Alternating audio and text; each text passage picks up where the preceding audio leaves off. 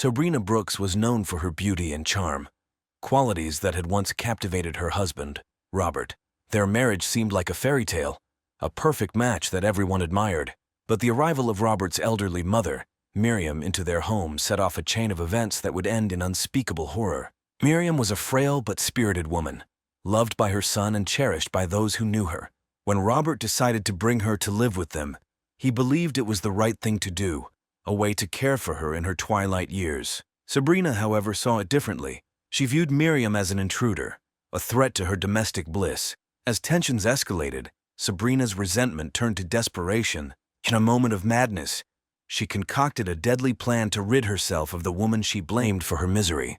What followed was a chilling tale of premeditated murder, a crime that would leave an indelible mark on all who were touched by it. Sabrina and Robert's relationship began like a whirlwind romance. They met at a friend's wedding, where Robert, a successful architect, was immediately smitten by Sabrina's grace and vivacity. She worked as a freelance product photographer, and her creative spirit matched well with Robert's structured approach to life. After a brief courtship, they married and settled into a beautiful home on the outskirts of town. Miriam Brooks had lived a full life. Widowed for nearly a decade, she maintained her independence in a modest house in town. Her health had begun to decline, and Robert, ever the dutiful son, felt it was his responsibility to care for her. Miriam had always been a nurturing presence in Robert's life, and he couldn't bear the thought of her being alone. Initially, Sabrina and Miriam got along well enough. Miriam was polite and grateful, and Sabrina, though slightly apprehensive, made an effort to welcome her mother-in-law. But as weeks turned into months, the strain of their living arrangement began to show. Miriam's constant presence disrupted the couple's privacy and routine, and Sabrina felt increasingly sidelined in her own home. Robert, caught between his wife and his mother, tried to balance their needs. He was patient and kind, hoping that time would ease the tension. But Sabrina's discontent only grew. She confided in her friends about the stress she was under, seeking advice on how to cope. Some suggested patience, while others hinted that Robert's loyalty to his mother might always overshadow his marriage.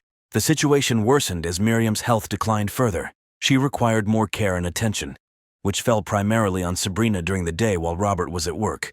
The constant demands wore on her, leading to frequent arguments with Robert. He, in turn, became defensive and frustrated, unable to understand why Sabrina couldn't be more accommodating. Sabrina's resentment festered, turning into a simmering rage. She felt trapped, her life overshadowed by an elderly woman who seemed to sap all the joy from her marriage. As her desperation grew, Sabrina's thoughts took a darker turn. She began to entertain the idea of a life without Miriam, envisioning the return of her once idyllic marriage. It was in these moments of bitterness and despair that the seeds of her deadly plan were sown. Robert's decision to bring Miriam into their home was not made lightly. He had seen his mother's health decline and knew she needed more support than he could provide from a distance. After long discussions with Sabrina, he convinced her that it was the best solution. Reluctantly, Sabrina agreed, though she harbored reservations about the impact on their marriage. The day Miriam moved in, Robert and Sabrina prepared a guest room with care.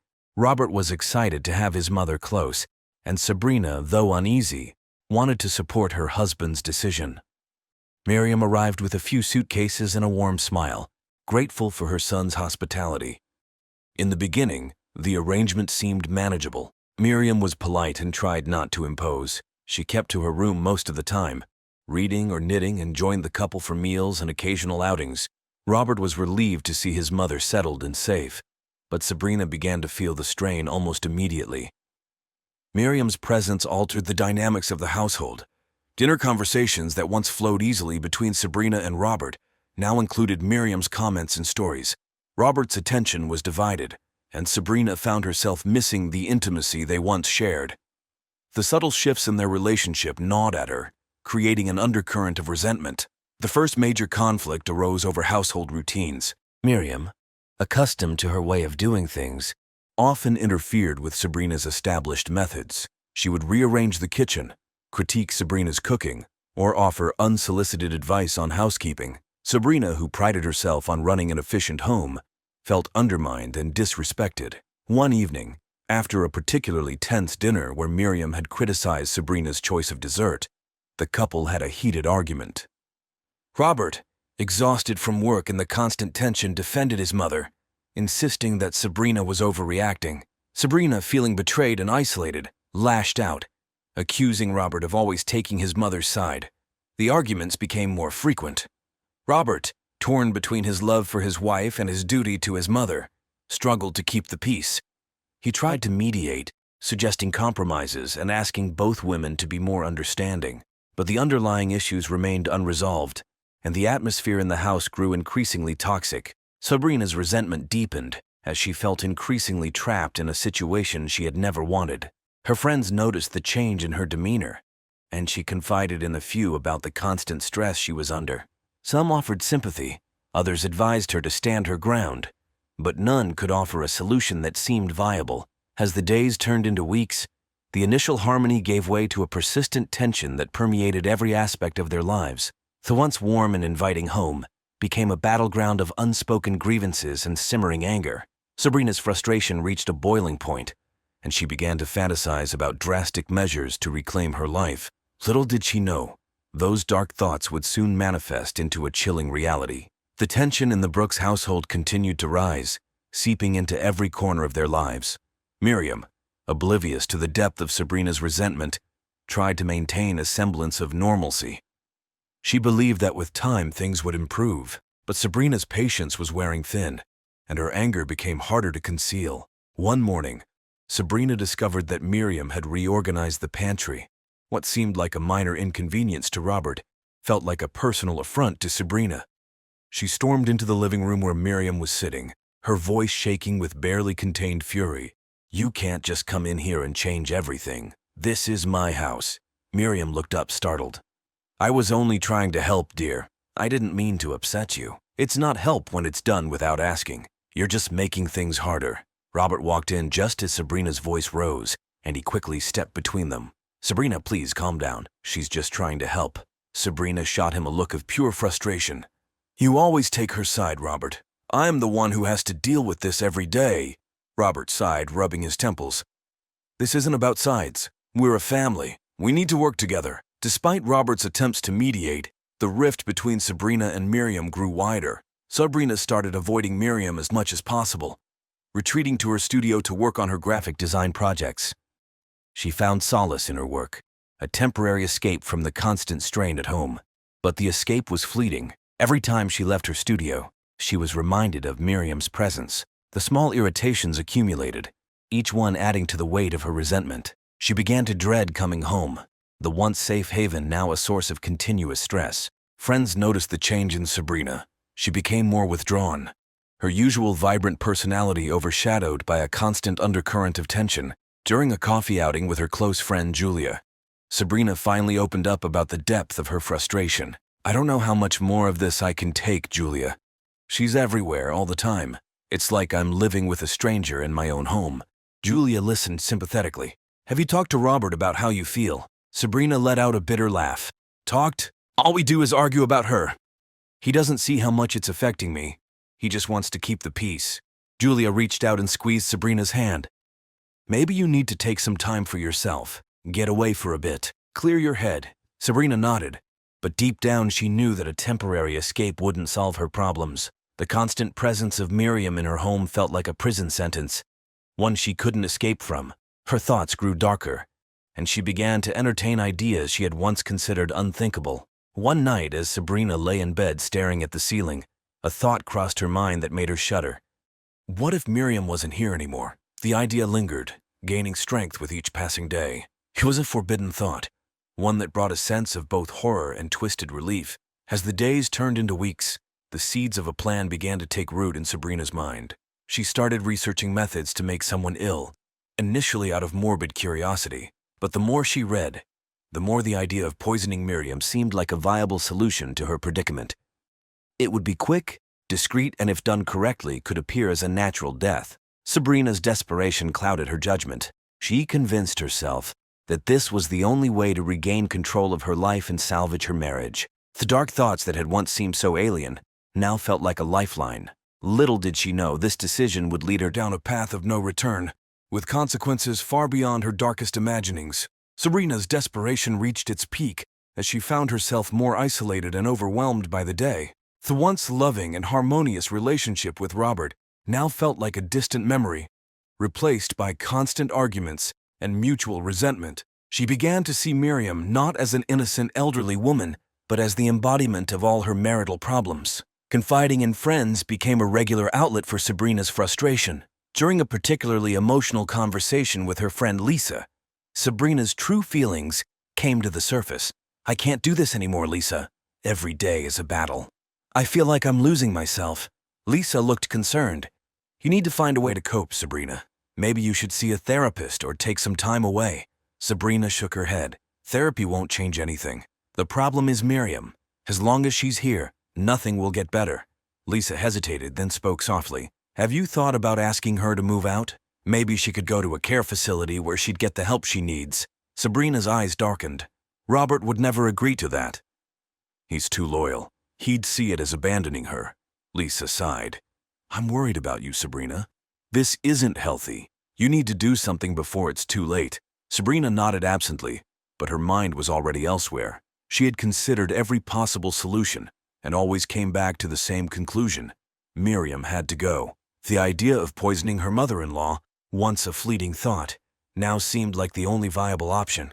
Sabrina began to meticulously plan Miriam's demise. She spent hours researching poisons, focusing on substances that would be difficult to detect. Her background in graphic design gave her an eye for detail, and she applied this skill to her dark new project. She discovered that certain plants, when ingested in small doses over time, could cause symptoms resembling a natural illness. With a plan in place, Sabrina started the next phase, obtaining the poison. She chose aconite, a potent toxin found in monkshood plants. It was a risky choice, but one that could be easily masked in food. She ordered the seeds online, ensuring they were delivered to a friend's address to avoid suspicion. The seeds arrived a few days later, and Sabrina carefully cultivated them in a hidden corner of her garden. She tended to them with a mixture of dread and determination, knowing that each day brought her closer to executing her plan. The process took weeks, during which the tension in the house continued to escalate. Miriam's health, already fragile, began to show signs of further decline. She frequently complained of stomach pains and nausea, symptoms that Sabrina dismissed with a feigned concern. Robert, ever the devoted son, grew increasingly worried, suggesting doctor visits and tests to determine the cause. Sabrina played her part well, expressing appropriate levels of worry and support. She accompanied Miriam to the doctor, reassuring Robert that they were doing everything possible. The doctors attributed Miriam's symptoms to her age and existing health conditions, prescribing medications that did little to alleviate her suffering. The final stage of Sabrina's plan required careful timing. She waited for a day when Robert would be away for an extended period, ensuring she had the house to herself. She prepared a special meal for Miriam, infusing it with a small amount of aconite. The dose was low enough to avoid immediate suspicion, but high enough to exacerbate Miriam's symptoms. As Miriam ate the meal, Sabrina watched her with a mix of anxiety and anticipation. She felt a twisted sense of relief, believing that she was finally taking control of her life. But the act also brought a deep sense of guilt, one that gnawed at her even as she reassured herself that this was the only way. In the days that followed, Miriam's condition worsened. She grew weaker and more lethargic, her complaints of pain more frequent. Robert was beside himself with worry, while Sabrina maintained her facade of concern. The poison was doing its job, slowly but surely, and Sabrina felt both triumphant and terrified at the prospect of what she had set in motion. Sabrina's meticulous planning reached its final stages as she prepared to carry out the poisoning. The growing tension and escalating arguments with Robert only fueled her resolve. She was convinced that eliminating Miriam was the only way to restore harmony to her marriage and reclaim her life. Acquiring the aconite seeds had been a nerve-wracking process. Sabrina knew the risks involved in handling such a potent toxin, but desperation had clouded her judgment. She carefully cultivated the plants, watching them grow with a mix of dread and determination. Each step brought her closer to the point of no return. Sabrina spent hours in her studio, not working on her usual graphic design projects, but refining her plan. She researched the effects of aconite, ensuring she understood the symptoms it would produce. Vomiting, diarrhea, and abdominal pain were common, symptoms that could easily be mistaken for a severe but natural illness in an elderly woman like Miriam. Timing was crucial. Sabrina needed to administer the poison in such a way that it would slowly deteriorate Miriam's health, making her death appear as a natural progression of her existing ailments. She decided to mix small amounts of the aconite into Miriam's food over several weeks, gradually increasing the dosage. Sabrina's first attempt was a simple broth.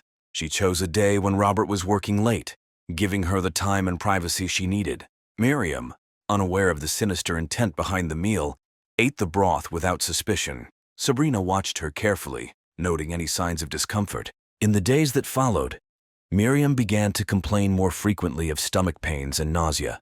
Sabrina played the concerned daughter-in-law, offering comfort and suggesting they visit the doctor. Robert, seeing Sabrina's apparent dedication, was grateful and less inclined to suspect any foul play. Sabrina continued to administer the poison, each dose carefully calculated to avoid immediate detection. She alternated the methods of delivery, sometimes mixing it into tea, other times blending it into soups or casseroles. Each meal brought Miriam closer to the brink, her health steadily declining. Despite her outward calm, Sabrina was racked with guilt and fear. The enormity of her actions weighed heavily on her, but she convinced herself that this was the only solution. She reminded herself of the life she would regain once Miriam was gone, a life free from the constant strain and arguments. Robert's increasing concern for his mother's health provided Sabrina with the perfect cover. He arranged for multiple doctor visits, each one yielding no definitive answers.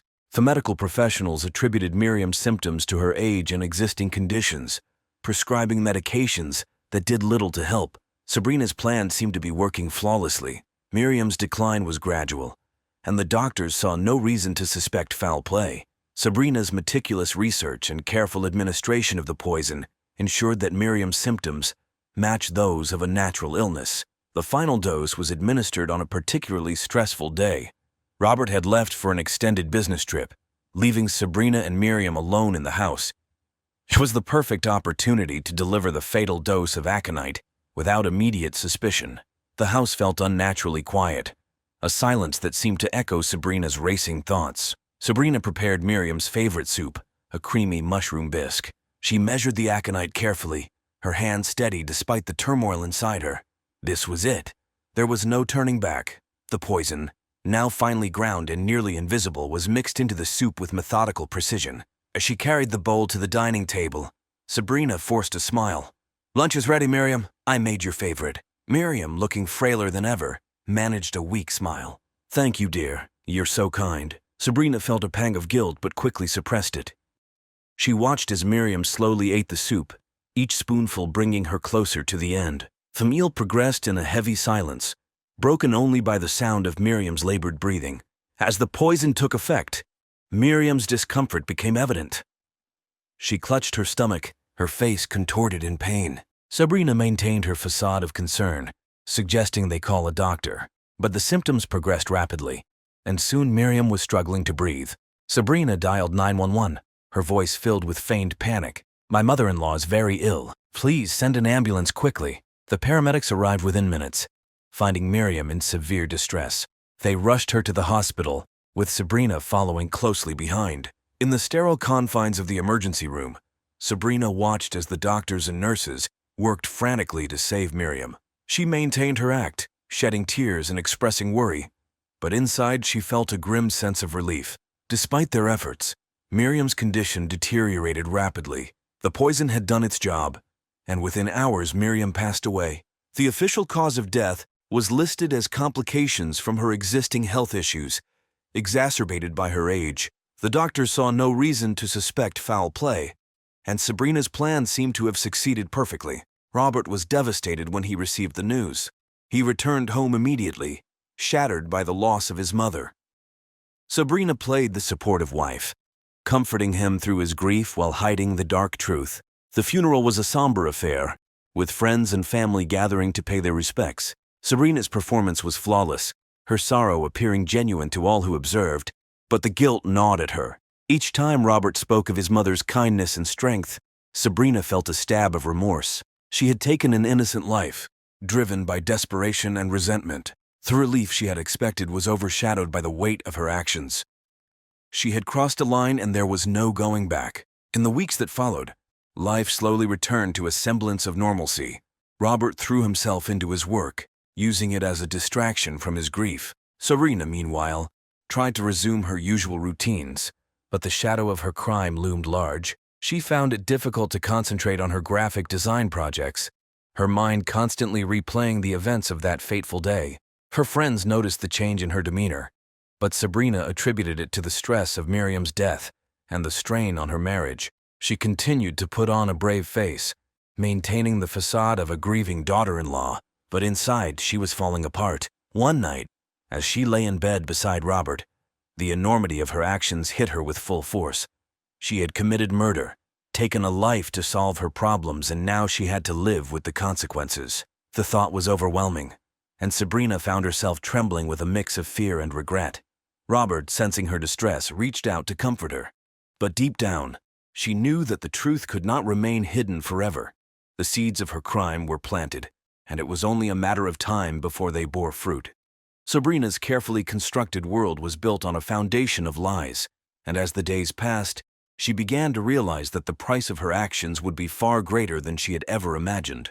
In the aftermath of Miriam's death, life in the Brooks household settled into a somber routine. Robert's grief was palpable, and Sabrina did her best to support him, all the while masking her own turmoil. She believed she had successfully concealed her crime, but the peace she longed for remained elusive. Little did she know, the real consequences of her actions were about to unfold. The initial investigation into Miriam's death was routine. The doctors attributed her passing to natural causes, given her age and existing health conditions. However, a nurse who had been present during Miriam's final hours noticed something odd. The rapid progression of her symptoms seemed unusual, even for someone of her age. The nurse, Emma Collins, mentioned her concerns to the attending physician, Dr. Alan Harris. Emma was experienced and meticulous, not one to jump to conclusions. Dr. Harris, although initially dismissive, agreed to review Miriam's case notes. Upon closer inspection, he too found the rapid deterioration puzzling. They decided to conduct a more thorough autopsy, just to be sure. The autopsy revealed traces of a toxin in Miriam's system, something that should not have been there. Dr. Harris immediately alerted the authorities, and the case was escalated to the Greenwood Police Department. Detective Laura Rogan was assigned to lead the investigation. Detective Rogan was a seasoned investigator with a keen eye for detail. She began by interviewing the medical staff who had attended to Miriam, gathering information about her symptoms and the timeline of her decline. The discovery of the toxin raised alarm bells, and Rogan knew this was no ordinary case. Next, Rogan turned her attention to the Brooks household. She interviewed Robert first, who was devastated by the news of a potential foul play. His genuine shock and grief were evident, and Rogan quickly ruled him out as a suspect. Sabrina, however, presented a more complex picture. Sabrina was composed during the interview, expressing appropriate levels of sadness and concern. But Rogan sensed something was off. There was a guardedness in Sabrina's demeanor, a subtle tension that didn't sit right. Rogan had seen it before, the signs of someone hiding something. Sabrina, when questioned about Miriam's health, reiterated the doctor's findings. She played the role of the caring daughter-in-law, describing how she had tried to make Miriam comfortable and had taken her to the doctor multiple times. But her story seemed rehearsed, and Rogan made a mental note to dig deeper. The detectives decided to search the Brooks house, focusing on areas where they might find evidence of poison. Sabrina grew increasingly anxious as they combed through the kitchen, the garden, and her studio. She tried to maintain her composure, but the stress was evident in her trembling hands and forced calm. In the garden, the detectives found a small patch of monkshood plants, the source of aconite. Rogan's suspicions grew. She sent samples to the lab for analysis, and the results confirmed the presence of aconite, the same toxin found in Miriam's system. The breakthrough came when the detectives discovered Sabrina's internet search history. Her computer revealed extensive research on poisons, specifically aconite, and methods of administering it. The evidence was damning, painting a clear picture of premeditated murder. Rogan confronted Sabrina with the findings. In the face of irrefutable evidence, Sabrina broke down. The facade crumbled, and she confessed to the crime, her voice filled with a mixture of guilt and desperation. She explained how the strain of living with Miriam had driven her to commit the unthinkable, believing it was the only way to save her marriage. The confession shocked Robert to his core. The woman he loved, The woman he thought he knew had murdered his mother. His world shattered, and he struggled to comprehend the depth of Sabrina's betrayal. The couple's friends and family were equally stunned, unable to reconcile the image of the charming, creative Sabrina with that of a cold-blooded killer. Sabrina's arrest sent shockwaves through the community. The trial was set to begin 3 months after Sabrina's arrest. The prosecution, led by District Attorney Michael Reed, presented a compelling case built on the extensive evidence gathered by Detective Rogan and her team. The jury deliberated for several days, weighing the evidence and testimonies presented. The community held its breath, waiting for the verdict. When the jury finally returned, the atmosphere in the courtroom was tense. The foreman stood and read the verdict. Guilty of second-degree murder, Sabrina was sentenced to 25 years in prison, with the possibility of parole after 15 years. The sentence reflected the severity of her crime, while also acknowledging the mitigating circumstances presented by the defense. For Robert, the verdict brought a bittersweet sense of closure. Justice had been served, but the scars left by Sabrina's actions would never fully heal. The trial's conclusion marked the end of a tragic chapter for the Brooks family. Robert, now faced with the task of rebuilding his life, decided to leave Greenwood. The town, once a place of happy memories, had become a constant reminder of his loss. He moved to a different city, seeking a fresh start and hoping to find some semblance of peace. In the end, the Brooks family saga served as a stark reminder of the destructive power of desperation and the importance of compassion, understanding, and mental health support. It was a story that underscored the fragile nature of human relationships and the devastating consequences that could arise when those bonds were pushed to their breaking point.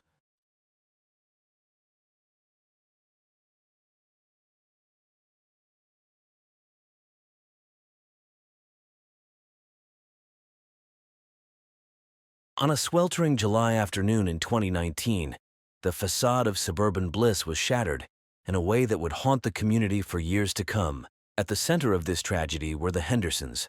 Thaddeus, a 45-year-old investment banker with a reputation for his work ethic and community involvement, and his wife Margot, a 43-year-old part-time yoga instructor known for her vibrant personality and infectious laugh. They had been fixtures in the community for over a decade, their seemingly perfect marriage the envy of many. Next door lived the Coopers, Elaine, a widow, and her 19-year-old son Liam, a college sophomore home for the summer. The Coopers had moved in 5 years ago, and while they kept to themselves more than most, they were generally well liked by their neighbors. No one could have predicted that these ordinary lives would collide in such a catastrophic way. Thaddeus Henderson had always been driven by ambition. Born to working-class parents in rural Iowa, he had clawed his way up the social ladder through sheer determination and an almost obsessive work ethic. By his early 30s, he had established himself as a rising star at a financial company. His colleagues admired his sharp analytical mind, and his clients appreciated his no-nonsense approach to wealth management. Margot Sinclair, as she was known before her marriage, had a different trajectory. The daughter of a college professor and an artist, she grew up in a household that valued creativity and self-expression. She studied modern dance at the university, dreaming of a career on stage. However, a knee injury in her senior year derailed those plans, leading her to pivot towards yoga and wellness coaching. Their paths crossed at a charity gala in 2003. Thaddeus, already successful but lacking in social graces, was immediately drawn to Margot's vivacity and charm. For Margot, Thaddeus represented stability and the promise of a comfortable life that would allow her to pursue her passions without financial worry. They married a year later in a lavish ceremony that was the talk of their social circle. The early years of their marriage were happy ones. Thaddeus's career continued to flourish, and he took pride in providing Margot with the life he felt she deserved. Margot, for her part, threw herself into being the perfect corporate wife, hosting dinner parties and attending social events that were crucial for Thaddeus's networking. She also began teaching yoga part-time at an upscale studio, finding fulfillment in helping others achieve balance and inner peace. But as the years wore on, cracks began to appear in their carefully constructed life. Thaddeus's work hours grew longer, his ambition pushing him to chase ever bigger deals and clients. He was rarely home before 9 p.m., and even when he was physically present, his mind was often elsewhere, constantly checking his phone for emails or market updates. Margot, approaching her 40s, found herself increasingly restless. The yoga classes and charity committees that once filled her days now felt hollow. She began to question the choices that had led her to this point, wondering if she had traded her dreams for a gilded cage. The couple's failure to conceive, despite years of trying, added another layer of strain to their relationship. By the summer of 2019, the Hendersons' marriage was a carefully maintained facade. To the outside world, they still appeared to be the golden couple. Thaddeus continued to excel at work, recently closing a deal that put him in line for a partnership. Margot's yoga classes were more popular than ever, her students drawn to her warmth and apparent serenity. But behind closed doors, they were virtual strangers. Conversations, when they happened, were perfunctory and centered around schedules and social obligations. Physical intimacy had become a rare occurrence, each touch laden with unspoken resentments and unfulfilled expectations. Neither Thaddeus nor Margot was willing to admit, even to themselves, how far they had drifted apart. It was easier to maintain the illusion, to go through the motions of a happy marriage, than to confront the emptiness that had grown between them. Little did they know that this unacknowledged chasm in their relationship was about to become the catalyst for a tragedy that would shatter not just their lives, but the entire community of Riverside. The Coopers had moved into the house next door to the Hendersons in 2014, following the death of Elaine Cooper's husband, Dr. Reginald Cooper, a respected oncologist. Reginald had succumbed to the very disease he had spent his life fighting, leaving Elaine to raise their son Liam alone. Elaine, a soft-spoken librarian, had initially struggled to adjust to life in the new community. The move from their modest home in St. Paul had been necessary to escape the memories that haunted every corner of their old house. But the affluent suburb felt alien to her. She found solace in her books and in tending to the garden that soon became the envy of the neighborhood. Liam Cooper was 14 when they moved in, a lanky, introverted teenager more comfortable with computers than with people. The transition to a new school had been difficult, and he often found himself the target of bullies who mocked his second-hand clothes and quiet demeanor. It was during this time that Thaddeus Henderson had taken Liam under his wing, offering him a job mowing lawns and doing odd jobs around the neighborhood. Over the next 5 years, Liam had blossomed. The awkward teen grew into a handsome young man, his natural intelligence finally finding an outlet in his computer science studies at the university. Despite his growing confidence, Liam remained devoted to his mother. He worried about her isolation and loneliness, and made a point of coming home most weekends, even when his friends were planning parties or road trips.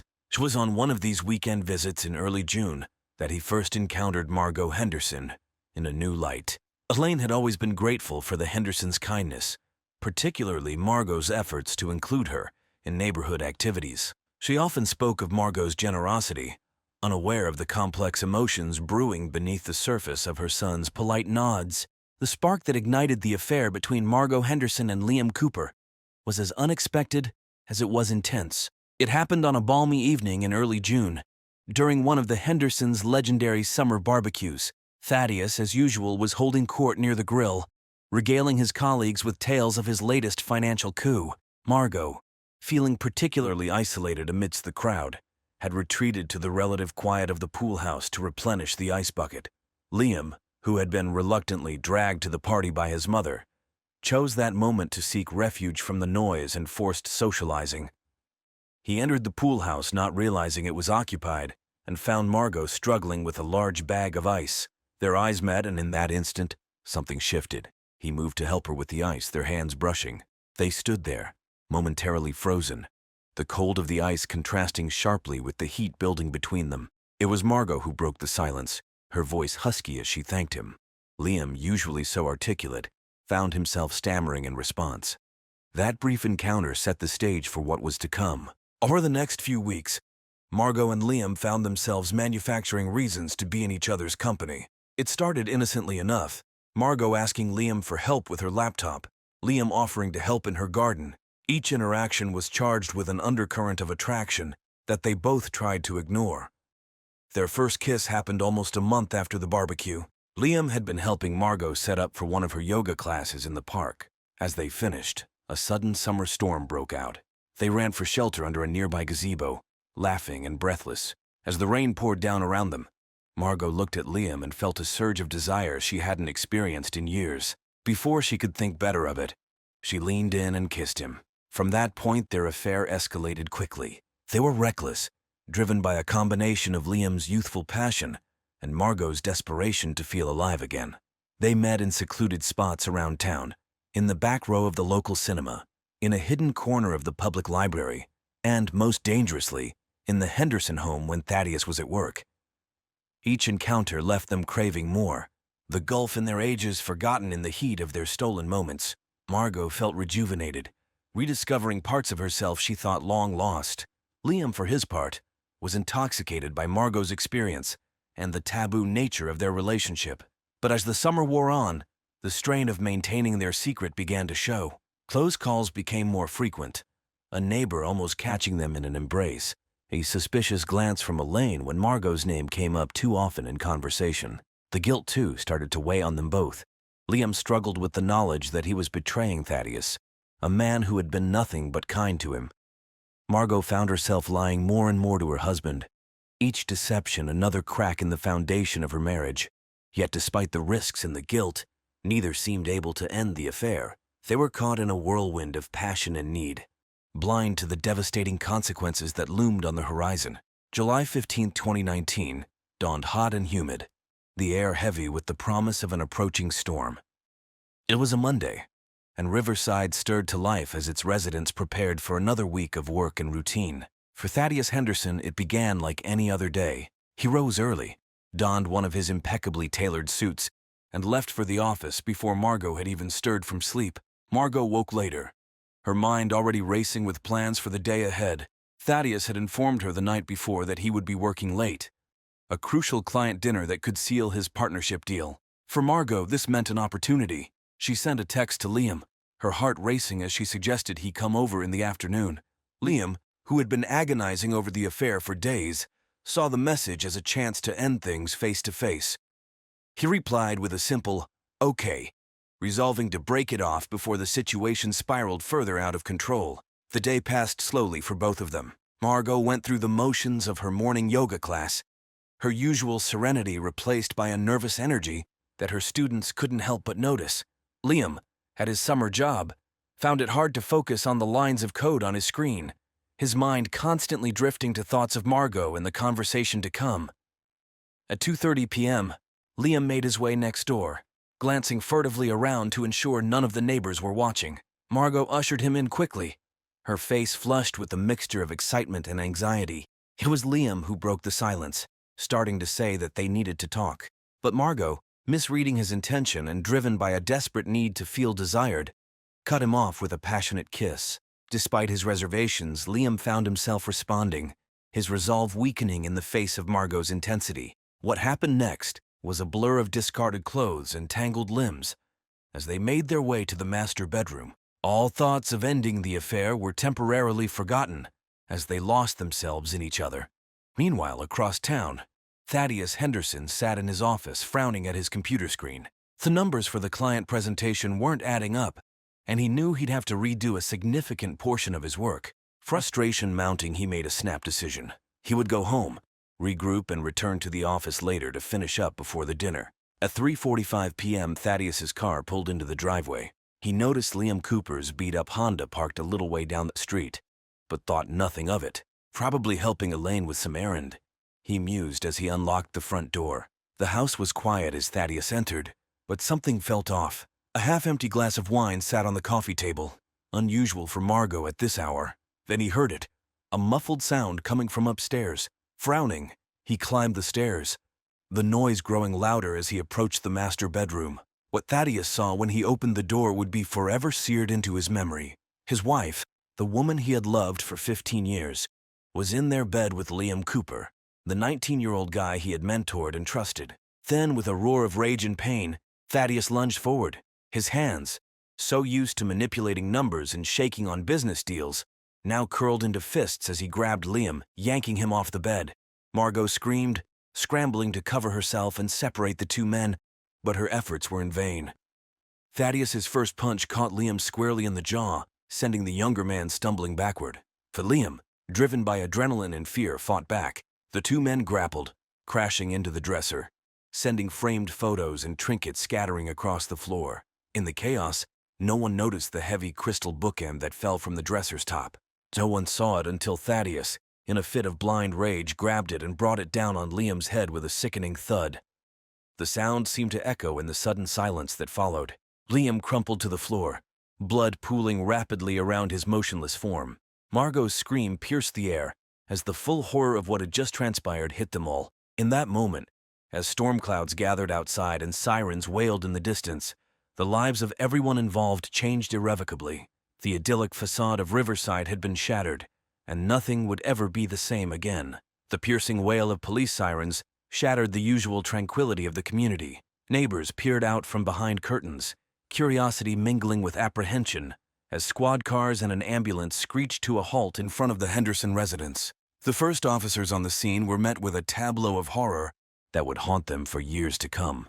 Inside, they found a shell-shocked Thaddeus Henderson, his hands covered in blood, sitting on the edge of the bed with his head in his hands. Margot barely clothed and hysterical. The room bore all the hallmarks of a violent struggle: overturned furniture, shattered glass, and smears of blood on the hardwood floor. Detective Ava Rossi, a veteran of the police department's homicide unit, took charge of the scene. Her first priority was securing medical attention for Liam Cooper. As paramedics worked feverishly to stabilize him, Rossi began the delicate process of piecing together the events that had led to this tragedy. Thaddeus, still in a state of shock, was taken into custody without resistance. Margot was separately questioned. Their stories, fragmented and emotional, painted a picture of a long simmering marital discord that had exploded into violence. As word spread through the neighborhood, a crowd began to gather at the police cordon. Among them was Elaine Cooper, who collapsed in grief when informed of her son's critical condition. She was quickly whisked away to the hospital, where Liam was fighting for his life in the intensive care unit. The investigation moved quickly. Forensics teams combed through the Henderson home, collecting evidence and taking photographs. The crystal bookend, now a potential murder weapon, was carefully bagged and tagged. Neighbors were interviewed, their statements adding context to the relationships between the Hendersons and the Coopers. One neighbor recalled hearing raised voices from the Henderson house earlier that afternoon, but had dismissed it as a television playing too loudly. Another mentioned seeing Liam enter the Henderson home around 2:30 p.m., noting it because he thought it odd given Thaddeus's usual work schedule. As night fell, the gravity of the situation became clear. Liam Cooper was pronounced dead at 9:47 p.m., never having regained consciousness. The charge against Thaddeus Henderson was elevated from assault to second-degree murder. In the days that followed, more details emerged. Margot, racked with guilt and facing intense scrutiny, admitted to the affair with Liam. Her statement, given through tears at the police station, provided a timeline of their relationship and the events leading up to that fateful afternoon. Thaddeus, advised by his hastily retained attorney, remained silent, but his colleagues at the company painted a picture of a man under immense pressure, working long hours in pursuit of a partnership that had seemed within reach. None, however, had suspected the depth of his marital problems or the capacity for violence that had been unleashed. The case against Thaddeus Henderson was building, but Rossi knew that in the court of public opinion, there would be no clear villains or heroes in this story. Only victims, each in their own way, of the secrets and lies that had finally come to light in the most devastating manner possible. For no one has ever expected the plot twist that's about to come. And twist that will shock everyone, including the Hendersons. The Henderson trial began on a crisp autumn morning, 6 months after the events that had shaken Riverside to its core. The county courthouse, a stately building of red brick and white columns, was surrounded by reporters and curious onlookers.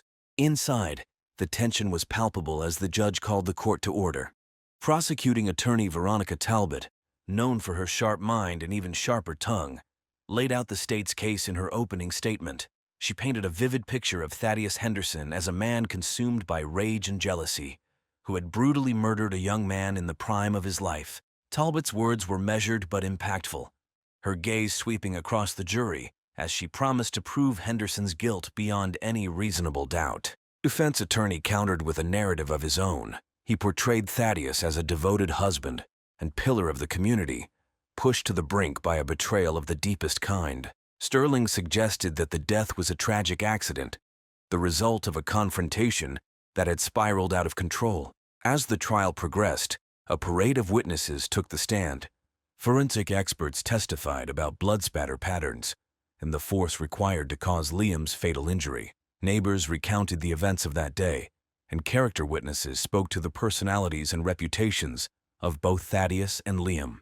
But it was Margot Henderson's testimony that captivated the courtroom.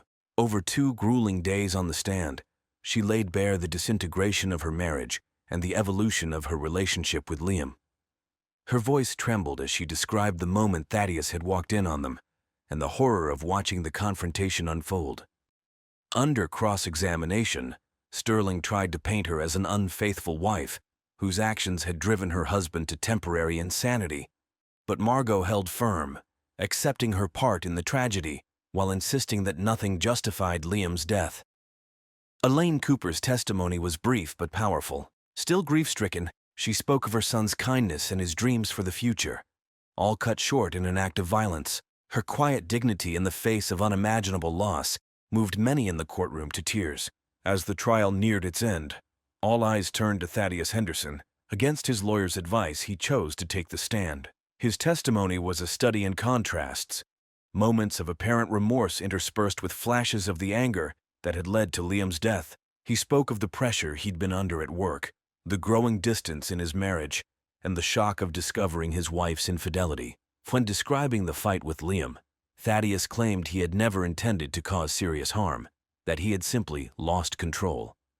As the trial progressed, expert witnesses from the field of psychology were called to provide insight into the minds of those involved in the tragic events. Dr. Cho explained that Thaddeus's actions could be understood through the lens of what psychologists call intermittent explosive disorder, characterized by episodes of violent, aggressive behavior disproportionate to the situation. She pointed to Thaddeus's high-stress job, his unexpressed marital dissatisfaction, and the shock of discovering his wife's infidelity as contributing factors to his violent outburst. However, under cross-examination, Dr. Cho conceded that while these factors could explain Thaddeus's behavior, they did not excuse it. She emphasized that many individuals face similar stressors without resorting to violence. The defense called a specialist in marriage and family therapy to testify about the psychological impact of infidelity. Friedman described the profound sense of betrayal and loss of identity that a person may experience upon discovering a spouse's affair. He likened it to a form of psychological trauma, capable of triggering extreme emotional responses. The psychological analyses presented during the trial offered a complex picture of human behavior and motivation. They highlighted how a combination of personal history, societal expectations, and immediate circumstances can collide to create a perfect storm of tragedy. After 7 grueling weeks of testimony, evidence presentation, and legal arguments, the fate of Thaddeus Henderson rested in the hands of the jury. As Judge Blackwell sent the 12 men and women to deliberate, a tense silence fell over the courtroom. After a short recess to consider all factors, Judge Blackwell returned to deliver her sentence. Citing the violent nature of the crime balanced against Thaddeus's lack of prior criminal history and the unique circumstances of the case, she sentenced him to 18 years in state prison with the possibility of parole after 12 years. As Thaddeus was led away in handcuffs, the full weight of the tragedy seemed to descend upon the courtroom. There were no victors here, only lives irrevocably altered by a moment of passion and a split second of violence. Outside, as news of the verdict spread, the crowd's reactions were mixed. Some felt justice had been served, while others argued the sentence was too harsh or too lenient. But all agreed on one thing: the events that had unfolded in Riverside would leave an indelible mark on the community for years to come.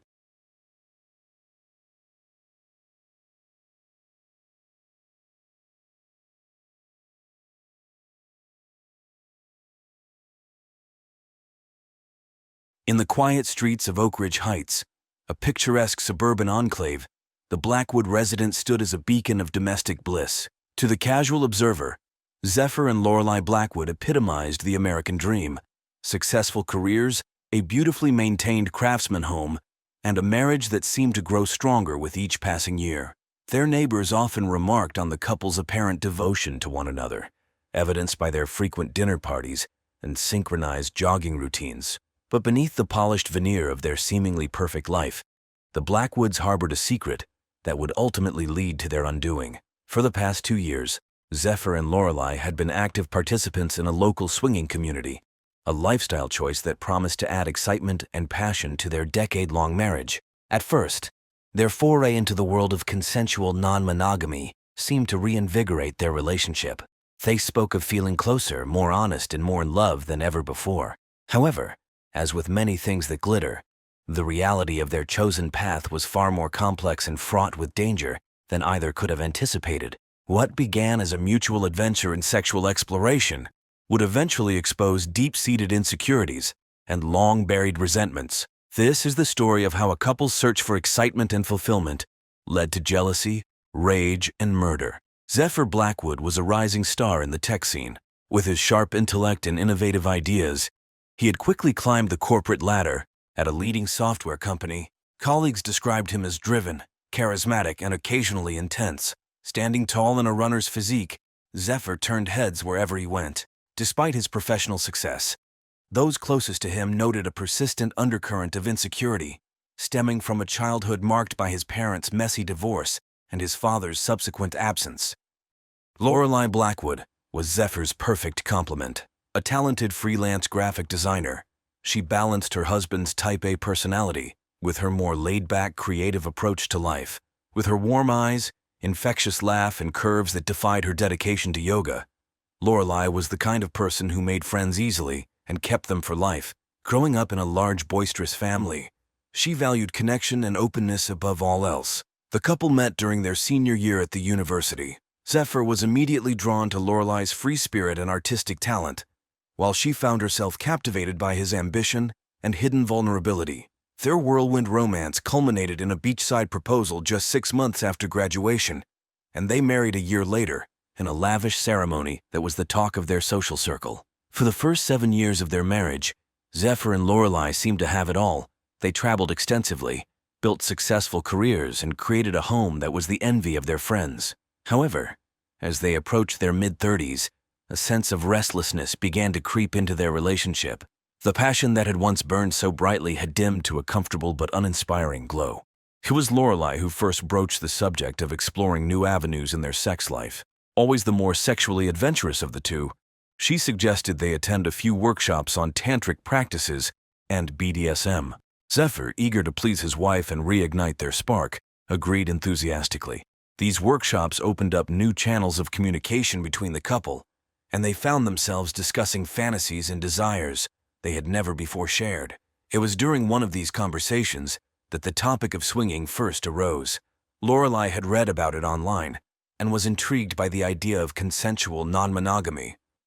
Zephyr, initially hesitant, warmed to the concept as Lorelei painted a picture of increased intimacy and shared adventures. After months of discussion, research, and soul-searching, the Blackwoods decided to take the plunge.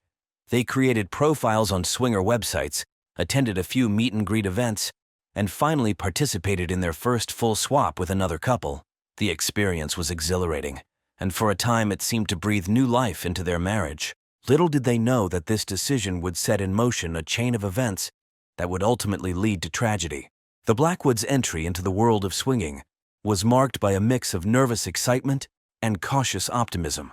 Their first experience, a soft swap with a couple they met through a reputable swinger website, exceeded their expectations. The evening was filled with laughter, flirtation, and a level of sexual tension that neither Zephyr nor Lorelei had experienced in years. As they drove home, hands intertwined, they couldn't stop grinning at each other, already planning their next encounter. Over the next few months, Zephyr and Lorelei became regulars in swinging scene. They attended parties at upscale clubs, participated in intimate gatherings at private homes, and even organized a few events of their own. Their social circle expanded rapidly, filled with like-minded couples who shared their desire for excitement and sexual exploration. Lorelei, in particular, thrived in this new environment. Her natural charisma and open-mindedness made her a favorite among their swinging friends. She reveled in the attention she received from both men and women, and her confidence soared. Zephyr, too, seemed to flourish initially. He enjoyed the ego boost that came from other women finding him attractive, and he took pride in having a wife that others desired. The couple's sex life, both with others and between themselves, reached new heights of passion and intensity. They found themselves experimenting with fantasies and kinks they had never before considered. Lorelai would often joke that they were having more sex now than they did in their first year of marriage. As they became more comfortable with the lifestyle, the Blackwoods began to form deeper connections with some of the couples they met. They particularly clicked with Ether and Nova Sterling, a pair of free-spirited artists who had been in the swinging scene for years.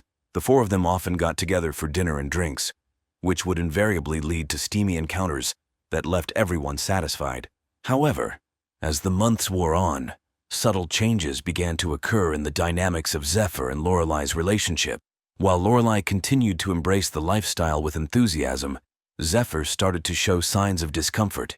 He began to notice the way other men looked at his wife, the ease with which she flirted and connected with their swinging partners. What had once been a source of pride now stirred uncomfortable feelings in the pit of his stomach. Zephyr found himself paying closer attention to Lorelai's interactions, especially with Ether Sterling. He couldn't help but notice the lingering touches, the inside jokes, the way Lorelai's eyes seemed to light up in Ether's presence. Rational thought told him that this was all part of the game, that Lorelai always came home with him at the end of the night. But a nagging voice in the back of his mind whispered doubts and fueled his growing insecurity. Despite his misgivings, Zephyr kept his feelings to himself. He didn't want to disappoint Lorelai or appear weak in front of their new friends. Instead, he threw himself into the lifestyle with renewed vigor, as if trying to prove something to himself and others. He initiated more encounters, suggested wilder scenarios, and pushed his boundaries further than he was truly comfortable with. Lorelai, caught up in the excitement and new experiences, failed to notice the subtle changes in her husband's behavior. She interpreted his increased enthusiasm as a sign that he was enjoying the lifestyle as much as she was. In her mind, swinging had brought them closer together, opening up new avenues of communication and shared experiences. As their second anniversary in the lifestyle approached, the Blackwoods were seen as a success story in their swinging circle. They were attractive, fun, and seemingly more in love than ever. But beneath the surface, the seeds of discord had been sown. The very lifestyle that had reinvigorated their marriage was now silently driving a wedge between them, setting the stage for the tragic events that were to come. The first signs of trouble in the Blackwoods' seemingly perfect arrangement appeared subtly at first. Zephyr began to make offhand comments about cutting back on their swinging activities, suggesting they focus more on their own relationship. Lorelai, interpreting this as a passing mood, gently brushed off his concerns and encouraged him to embrace the freedom and excitement they had discovered. As weeks passed, Zephyr's jealousy grew more pronounced. He started to question Lorelai about her interactions with other men, particularly Ether Sterling. His inquiries, initially casual, became more frequent and intense. Where once he had enjoyed watching Lorelai with other partners, he now found himself averting his eyes, a knot forming in his stomach. Lorelai, for her part, struggled to understand the change in her husband. She repeatedly assured him of her love and commitment, emphasizing that their adventures in swinging were purely physical and did not threaten their emotional bond. But her words seemed to fall on deaf ears as Zephyr's insecurities deepened. The tension between them began to spill over into their daily lives. Arguments that started about swinging quickly devolved into broader accusations and recriminations. Zephyr would bring up past grievances, questioning Lorelai's fidelity even before they entered the lifestyle. Lorelai, frustrated by what she saw as Zephyr's irrational behavior, found herself becoming defensive and withdrawn. Their professional lives started to suffer as well. Zephyr, usually laser-focused at work, became distracted and irritable. His colleagues noticed the change, whispering about possible troubles at home. Lorelai, whose work required creativity and a positive outlook, found it increasingly difficult to meet deadlines and satisfy clients. Despite the growing discord, Lorelai was reluctant to give up the lifestyle that had brought her so much joy and self-discovery. She suggested they take a break from group activities and focus on one-on-one encounters, hoping this would ease Zephyr's jealousy. But even this compromise led to conflict, with Zephyr accusing Lorelai of trying to manipulate the situation to her advantage. As their arguments intensified, the Blackwoods' facade of domestic bliss began to crumble. In a last-ditch effort to salvage their marriage, Zephyr suggested they seek counseling. Lorelai agreed, hoping that a professional could help them navigate the complex emotions stirred up by their foray into non-monogamy. However, Finding a therapist who was both qualified and non-judgmental about their lifestyle proved challenging, further adding to their frustration. As the date of an upcoming swinger party hosted by the Sterlings approached, the tension in the Blackwood household reached a fever pitch. Lorelai was determined to attend, seeing it as an opportunity to reconnect with friends and reaffirm their place in the community. Zephyr, conflicted and resentful, reluctantly agreed to go, setting the stage for the tragic events that would unfold. The evening of May 15th dawned warm and clear, a perfect spring day. As twilight approached, the Blackwoods began preparing for the Sterlings' party, with an undercurrent of tension thrumming between them. Lorelai hummed to herself as she applied her makeup, choosing a slinky black dress that accentuated her curves. Zephyr, watching her from the doorway, felt a familiar mix of desire and dread coiling in his stomach. They arrived at the Sterlings' upscale loft just as the party was getting started. The spacious apartment was bathed in soft, colorful lights, with sensual music pulsing through hidden speakers. Couples and singles mingled, drinks in hand, the air thick with anticipation and pheromones. Nova Sterling, resplendent in a shimmering gold jumpsuit, greeted them warmly. Zephyr couldn't help but notice how her embrace with Lorelai lingered, the two women exchanging knowing smiles. Ether appeared moments later, clapping Zephyr on the back before placing a gentle kiss on Lorelai's cheek. The knot in Zephyr's stomach tightened. As the night progressed, Zephyr found himself growing increasingly agitated. He watched as Lorelai flitted from group to group, her laughter carrying across the room. She seemed to be in her element, radiating confidence and sensuality. In contrast, Zephyr felt awkward and out of place, nursing the same drink for hours as he observed the interactions around him.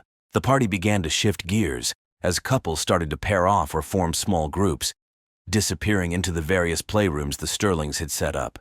Zephyr lost sight of Lorelai for a while, his anxiety spiking as he searched the crowded loft. He finally spotted her in deep conversation with Ether, their heads close together as they spoke in low tones. Unable to contain himself any longer, Zephyr approached the pair.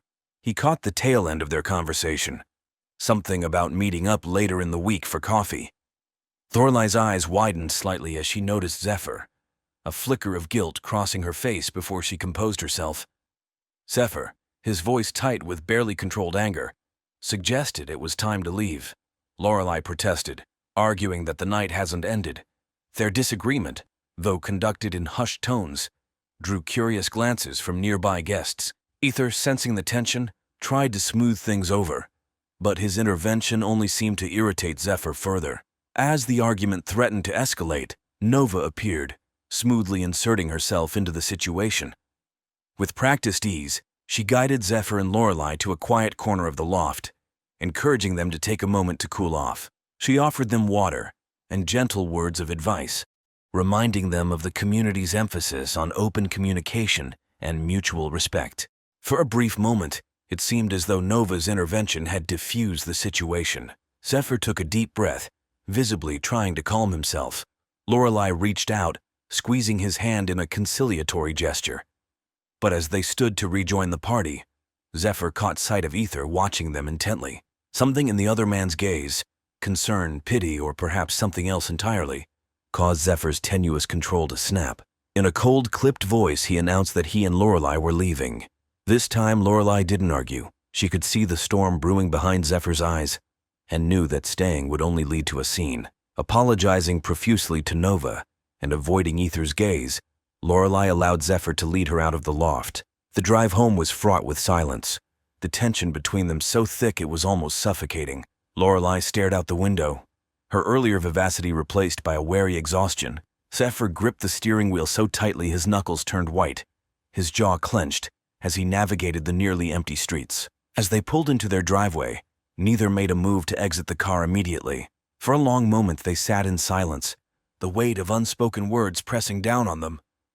Finally, Lorelai turned to Zephyr, her voice soft but firm as she said, "We need to talk about this. We can't go on like this." Zephyr nodded stiffly, his expression unreadable in the dim light. Without a word, he got out of the car and headed for the front door. Lorelai followed, her heart heavy with the knowledge that the conversation to come would likely change their lives forever. Neither of them could have predicted just how prophetic that feeling would prove to be. As soon as the front door closed behind them, The facade of calm they had maintained in public crumbled. Zephyr rounded on Lorelei, his face contorted with a mix of anger and pain. The words tumbled out of him in a torrent of accusations and grievances, all the doubts and fears he had been harboring for months finally finding voice.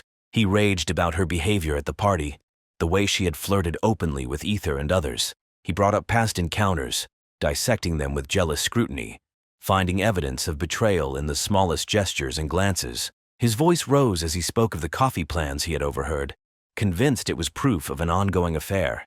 Lorelei, initially stunned by the ferocity of Zephyr's outburst, found her own anger rising to meet his. She defended herself vehemently, reminding him that openness and honesty had always been the foundation of their relationship and their foray into swinging. She accused him of hypocrisy, pointing out his own enthusiastic participation in their lifestyle choice until recently. Their argument echoed through the house, a cacophony of hurt feelings and misunderstandings. Lorelei tried to reason with Zephyr, to make him see that his jealousy was unfounded, but her words seemed to bounce off him without making an impact. In frustration, she brought up his own dalliances within the swinging community, asking why it was acceptable for him, but not for her. This only served to enrage Zephyr further.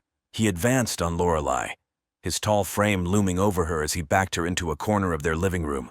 Lorelei, feeling trapped and increasingly frightened by Zephyr's uncharacteristic aggression, attempted to push past him.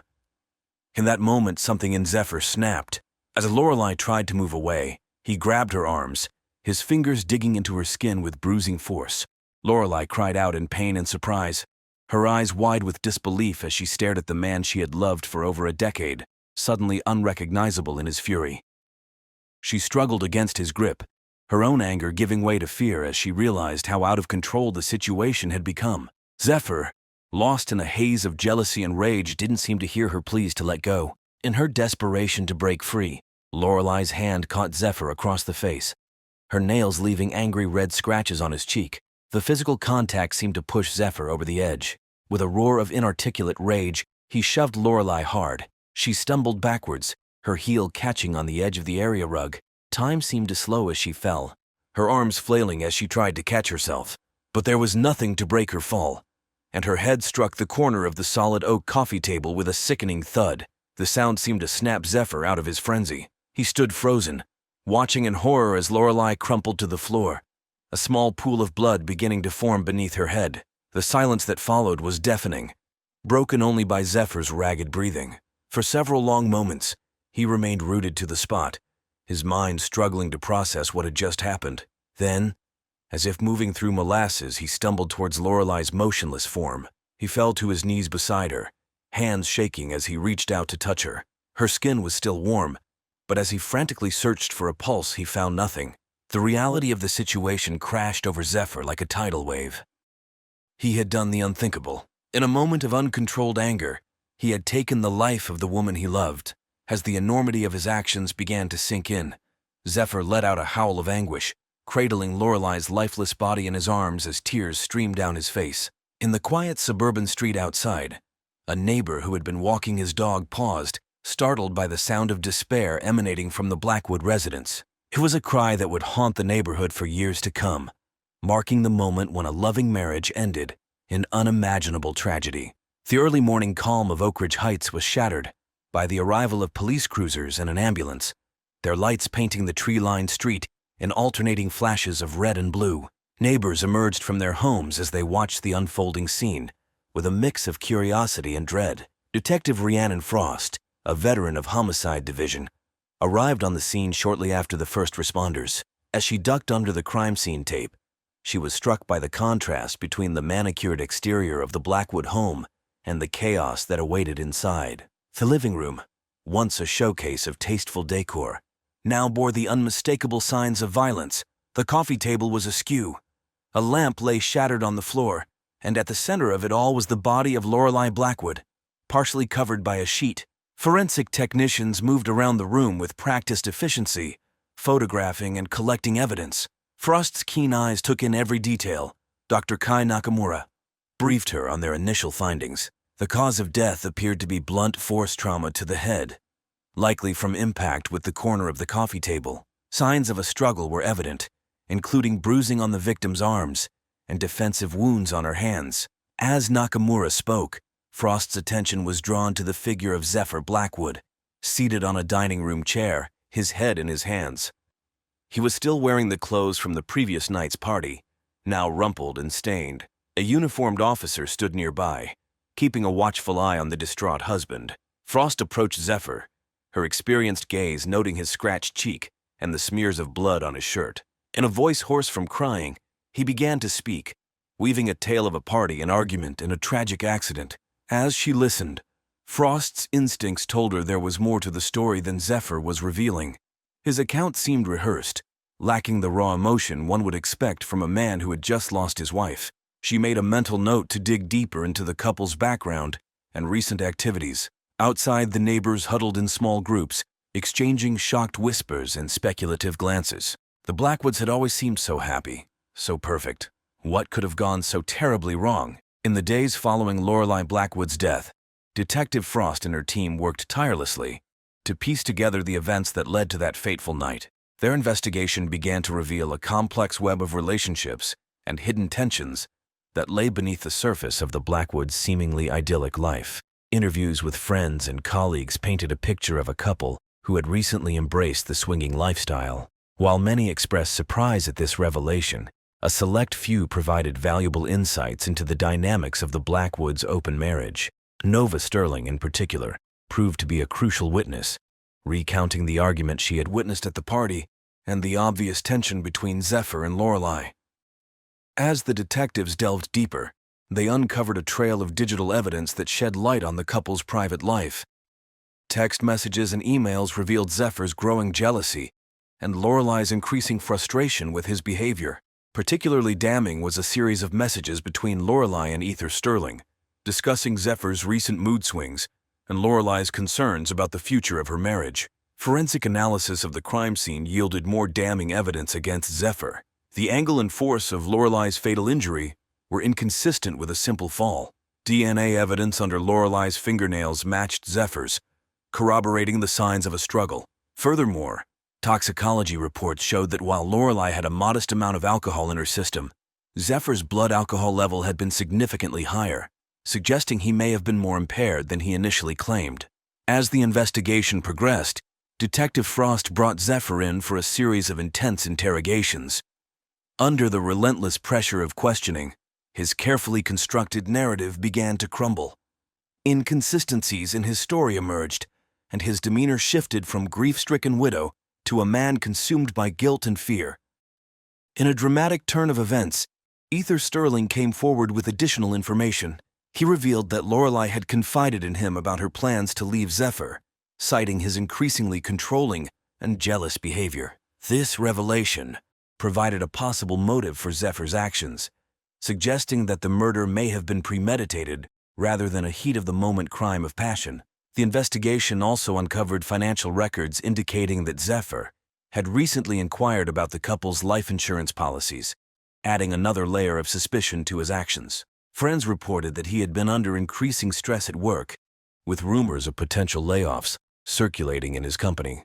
As the evidence mounted, the prosecution began to build a strong case against Zephyr Blackwood.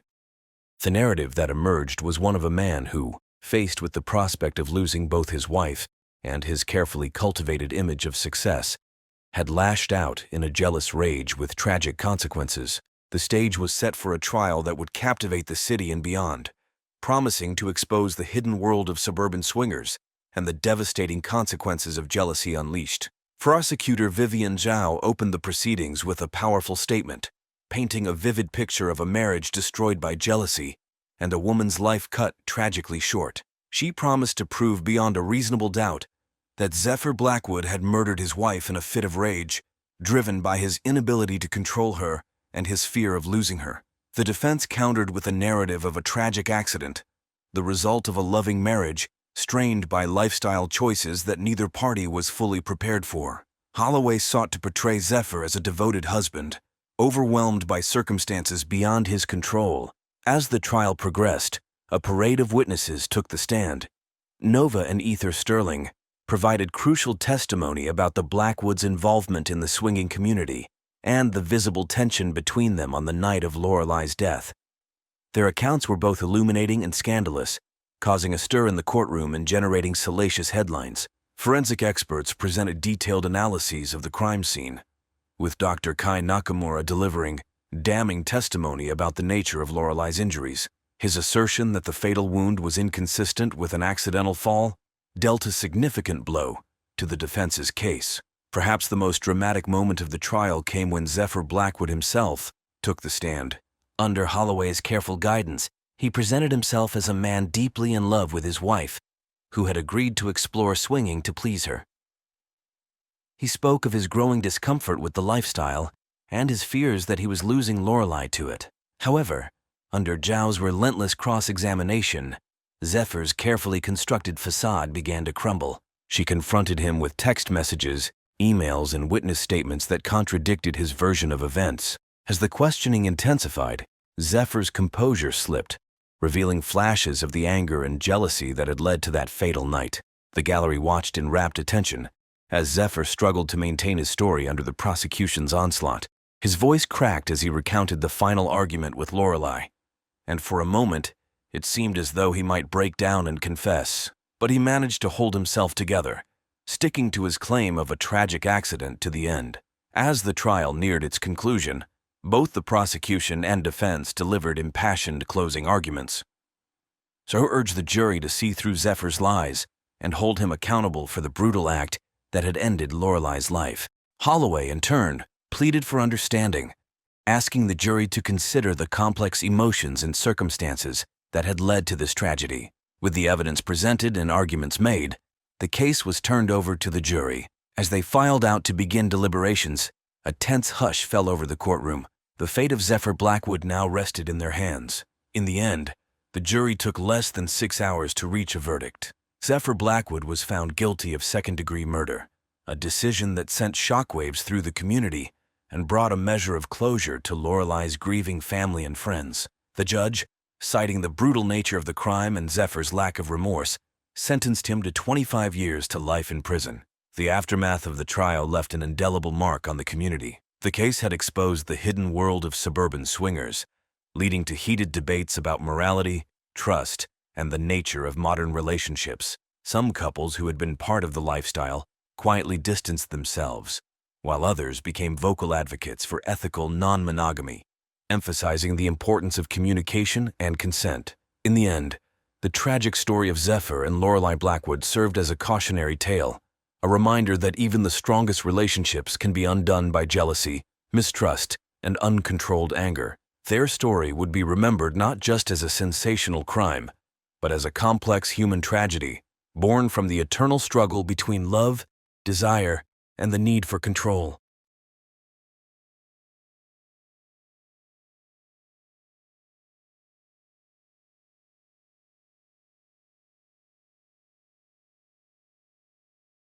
At the center of this stood the Blackwood residence, a home that seemed to embody the American dream. From the outside, the Blackwoods appeared to be the very image of a perfect blended family. Terrence Blackwood, a distinguished man in his early 50s with salt and pepper hair, had built a small empire in real estate development.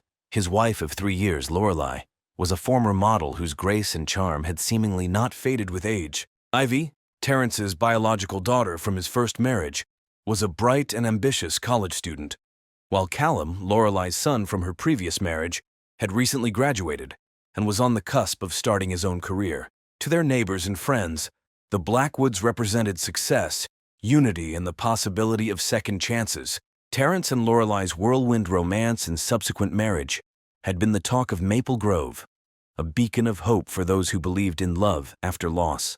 The integration of their children into a cohesive family unit seemed effortless, a testament to their parenting and the adaptability of youth.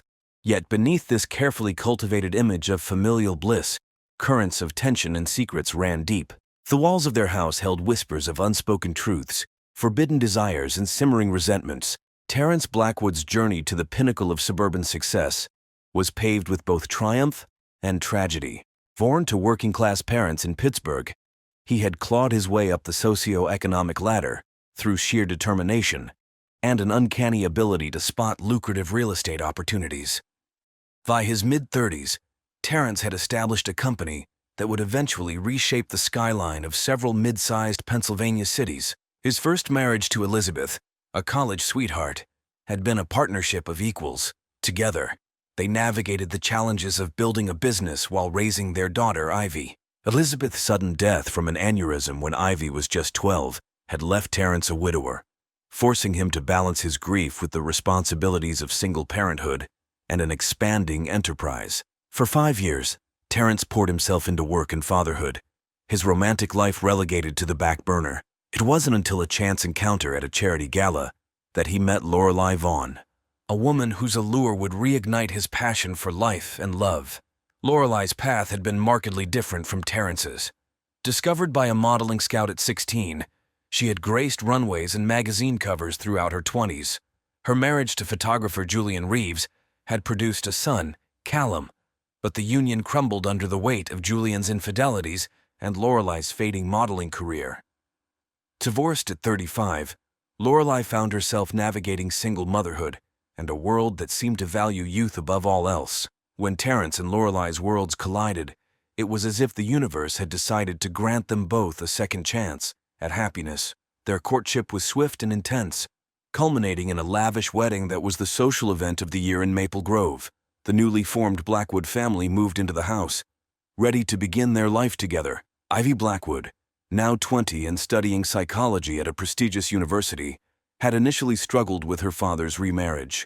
Fiercely intelligent and deeply loyal to her late mother's memory, Ivy approached her new family dynamic with a mixture of skepticism and reluctant acceptance. Over time, however, she found herself warming to Lorelei's genuine attempts at connection and the novel experience of having a brother figure in her life. Callum Reeves, 22 and freshly graduated with a degree in business, viewed his mother's marriage to Terrence with a pragmatic eye. He appreciated the stability and opportunities that came with being part of the Blackwood family, even as he harbored ambitions of forging his own path in the business world. Charming and adaptable, Callum seemed to ease into his role as stepson and brother with natural grace. As the family settled into their new dynamic, outsiders marveled at how seamlessly they had blended. Terrence and Lorelei were seen as pillars of the community, hosting charity events and involving themselves in local politics. Ivy and Callum's academic achievements were points of pride, held up as examples of the family's success. Yet behind closed doors, the careful balance of the Blackwood household teetered on a precarious edge. Unspoken desires, hidden resentments, and the weight of expectations created an atmosphere ripe for upheaval. As the summer heat intensified, so too did the tensions, building towards a crescendo that would shatter the illusion of their perfect life. July 15, 2023, dawned bright and oppressively humid in Maple Grove. The Blackwood household stirred to life with its usual morning rhythms, unaware that by nightfall, their lives would be irrevocably altered. Terrence rose early, his mind already racing with the day's agenda. A crucial meeting with investors was scheduled for the afternoon, potentially opening doors for Blackwood Development's most ambitious project yet. As he knotted his tie with practiced precision, Lorelei entered their ensuite bathroom, her silk robe whispering against her skin. "Morning, darling," Lorelei murmured, pressing a kiss to Terrence's cheek. "Any plans for dinner tonight? I was thinking we could try that new Italian place in town." Terrence's reflection frowned slightly in the mirror. "I'm not sure when I'll be back," he replied. "This meeting could run late. Don't wait up for me." Lorelei's smile faltered for a moment before she recovered, years of modeling having trained her to maintain a pleasant facade. "Of course," she said lightly. "Another time, then." Downstairs, Ivy hunched over a bowl of cereal, her eyes glued to her phone as she scrolled through social media. She barely glanced up as her father entered the kitchen, grunting a perfunctory good morning. Callum, ever the early riser, had already left for his internship at a local marketing firm. His absence was noted by Terrence, who had been hoping to discuss some potential business connections that could benefit his stepson's budding career. As Terrence gathered his briefcase and car keys, he paused to kiss Lorelei goodbye. With that, he was gone, the sound of his car engine fading as he drove away. The day progressed without incident. Ivy left for her summer job at the local library, while Lorelei busied herself with household tasks and preparations for an upcoming charity event. The house settled into a quiet lull, the calm before an impending storm. It was just past 3 p.m. when Terrence's car unexpectedly pulled into the driveway. His meeting had concluded early, a rare occurrence that left him with mixed feelings of triumph and unease. The deal had been secured faster than anticipated, leaving him with an unfamiliar stretch of free time. As he entered the house, the silence struck him as odd. Lorelei's car was gone, likely out running errands. Terrence loosened his tie, deciding to use this unexpected free time to relax before sharing the good news with his family. His footsteps echoed through the empty hallway as he climbed the stairs, intent on changing into more comfortable clothes. As he approached the upper landing, a muffled sound caught his attention. It came from Ivy's room, a mix of whispers and what sounded unsettlingly like stifled laughter. Concern and curiosity warred within Terrence as he approached the door.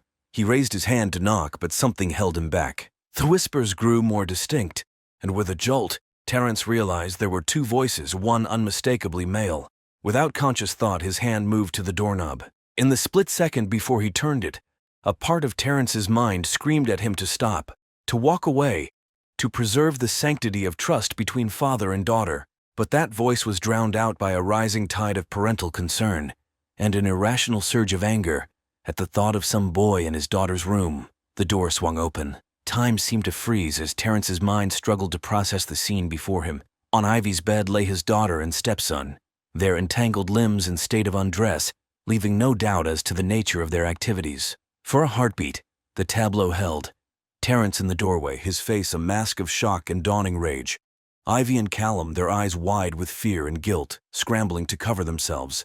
Then, like a dam bursting, chaos erupted. Terrence's world narrowed to a pinpoint of fury and betrayal. "What the hell is going on here?" he thundered, his eyes darting between Ivy and Callum, who were frantically pulling on discarded clothing. But Terrence was beyond explanations. He rounded on Callum, who stood frozen. "You," he snarled, jabbing a finger at his stepson's chest. "How dare you? In my house with my daughter." With a roar of incoherent rage, Terrence lunged at Callum, his hands closing around the young man's throat. They stumbled backwards, crashing into Ivy's desk, sending books and ornaments clattering to the floor. Ivy screamed, pleading with her father to stop, but her words fell on deaf ears. Terrence's world had contracted to this single act of violence, his fingers tightening as Callum's face turned an alarming shade of purple. In desperation, Callum's hand scrabbled across the desk, closing around a heavy crystal paperweight. With the last of his strength, he brought it crashing against the side of his stepfather's head. Terrence's grip loosened as he staggered, blood streaming from the gash on his temple. But the blow had only served to further enrage him. He tackled Callum to the ground. The two men grappled on the floor, a frenzied tangle of limbs and fury. In the chaotic struggle, Terrence's hand closed once more around Callum's throat. Flined with rage and bleeding profusely, he squeezed with all his might. Callum's struggles grew weaker, his eyes bulging as he gasped for air that wouldn't come. Ivy's screams faded to background noise as Terrence poured every ounce of his betrayal and anger into his grip. It wasn't until Callum's body went limp beneath him that the red mist began to clear from his vision.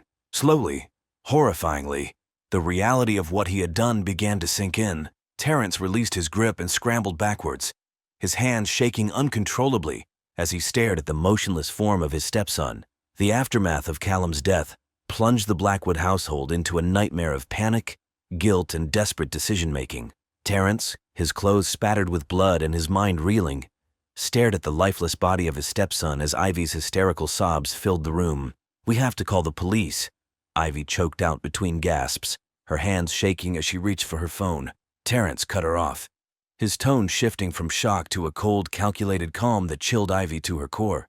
"Listen to me very carefully," he said.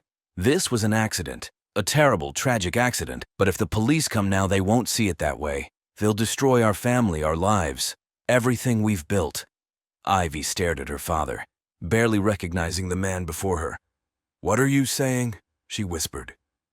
"We need to clean this up," Terrence replied, his mind already racing through scenarios. "Your mother can never know what really happened here. Do you understand?" For a moment, Ivy looked as though she might refuse, but then, whether out of shock, fear, or some twisted sense of loyalty, she nodded. The next few hours passed in a blur of frantic activity. Terrence, drawing on skills he never knew he possessed, methodically erased all traces of the struggle from Ivy's room.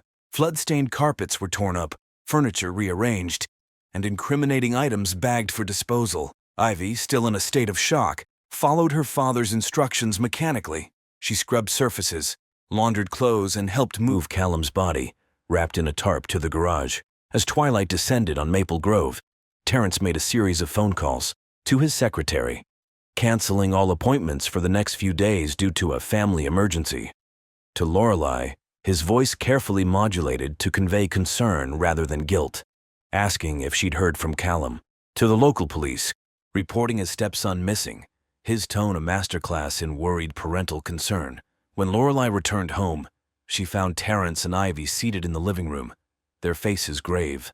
Terrence spun a tale of Callum storming out after an argument, of unanswered calls and growing worry. Ivy, her eyes red-rimmed from tears that were all too real, corroborated her father's story with a nod. As night fell, the Blackwood house became a hub of anxious activity. Friends and neighbors, alerted to Callum's disappearance, arrived with casseroles and words of support. Police officers came and went, taking statements and assuring the family that they were doing everything possible to locate the missing young man. Through it all, Terrence maintained his facade of concerned stepfather, his arm around a distraught Lorelei, his voice steady as he answered questions and thanked well-wishers. Only Ivy, watching her father with a mixture of fear and disbelief, knew the terrible truth that lay behind his performance. As the last visitors departed, and Lorelei finally succumbed to exhaustion, Terrence pulled Ivy aside. "Remember," he murmured, "this is to protect our family." Ivy, trapped in a nightmare of her own making, could only nod, sealing their pact of silence. As days stretched into weeks with no sign of the young man, the initial worry gave way to darker speculations. Detective Elias Thorne, a veteran of the police department, took charge of the investigation. A methodical and perceptive investigator, Thorne had seen his fair share of missing persons cases, but something about this one nagged at his instincts. His first formal interview with the Blackwood family took place in their immaculate living room, the atmosphere heavy with tension, barely masked by Southern hospitality. Lorelei, her eyes red-rimmed and hands clasping a barely touched cup of tea, recounted the last time she had seen her son. Thorne's gaze shifted to Terrence, noting the man's composed demeanor. "Mr. Blackwood, you reported having an argument with Callum the day he disappeared. Can you tell me more about that?" Terrence's response was measured, rehearsed to perfection in the dark hours of sleepless nights. "It was nothing serious," he explained. "Just a disagreement about Callum's career plans. I wanted him to consider joining the family business, but he was set on pursuing his own path. I may have pushed too hard." "And you, Miss Blackwood?" he asked, turning to Ivy. "Did you witness this argument?" Ivy, her face a mask of carefully cultivated grief, shook her head. "I was at work. When I got home, Callum was already gone." As the interview progressed, Thorne probed gently but persistently, noting the family's reactions. Lorelei's genuine distress, Terrence's controlled responses, and Ivy's withdrawn demeanor all painted a complex picture that the detective couldn't quite decipher. In the days that followed, Thorne and his team delved deeper into Callum's life. They interviewed friends, colleagues from his internship, and even ex-girlfriends. A portrait emerged of a young man with ambition, charm, and no apparent reason to vanish without a trace. Yet as the investigation progressed, inconsistencies began to surface. Callum's phone records showed no outgoing calls or messages on the day of his disappearance. His car, found parked at a local trailhead, yielded no useful evidence. And most puzzlingly, none of his friends corroborated the story of plans to meet up on the day he vanished. As Detective Thorne pinned another lead to the growing caseboard in the precinct, he couldn't shake the feeling that the key to this mystery lay within the walls of their house. As weeks turned into months, the facade of normalcy at the Blackwood residence began to crack under the weight of their shared secret. Terrence threw himself into work with renewed vigor, his aggressive expansion of development raising eyebrows in local business circles. Lorelei's once vibrant social life withered as she retreated into a shell of grief and confusion. And Ivy, haunted by the dual specters of loss and complicity, withdrew from friends and studies alike. It was Ivy who first showed signs of breaking under the strain. Her nights were plagued by vivid nightmares, her days by a gnawing guilt that threatened to consume her. The sight of her father going about his life as if nothing had happened filled her with a mixture of awe and revulsion. One particularly bad night, after waking from a dream of Callum's accusing eyes, Ivy found herself in the kitchen, a glass of water trembling in her hand. She didn't hear Lorelei enter until her stepmother spoke, making her jump. Can't sleep either? Lorelei asked softly, her own face etched with the lines of chronic insomnia. Something in Lorelei's gentle tone, so reminiscent of Callum, broke through Ivy's carefully constructed walls. Before she could stop herself, words began to spill out. Disjointed at first, then in a torrent of confession. Lorelei listened, her face a canvas of shifting emotions, disbelief, horror, and finally a devastating understanding. When Ivy finally fell silent, tears streaming down her face, Lorelei did something unexpected. She pulled her stepdaughter into a tight embrace. "I knew," she whispered, her voice choked with emotion. "I knew about you and Callum. I should have said something, should have stopped it. This is my fault too." As dawn broke over Maple Grove, they made a pact of their own, to confront Terrence and bring the truth to light. Terrence's reaction to their united front was explosive, his carefully maintained composure shattered as he raged against their betrayal, his words a toxic mix of threats and pleas for understanding. It was in this moment of unguarded fury that Detective Thorne, arriving for a follow-up interview, overheard the damning confession through the open window of his unmarked car. The next few hours were a whirlwind of activity. Police swarmed the Blackwood residence, securing the scene and separating the family members for questioning. Terrence, realizing the game was up, retreated into stony silence, requesting a lawyer. Ivy and Lorelei, however, unburdened by their confession, provided full statements. As the truth came to light, the community of Maple Grove reeled from the revelations.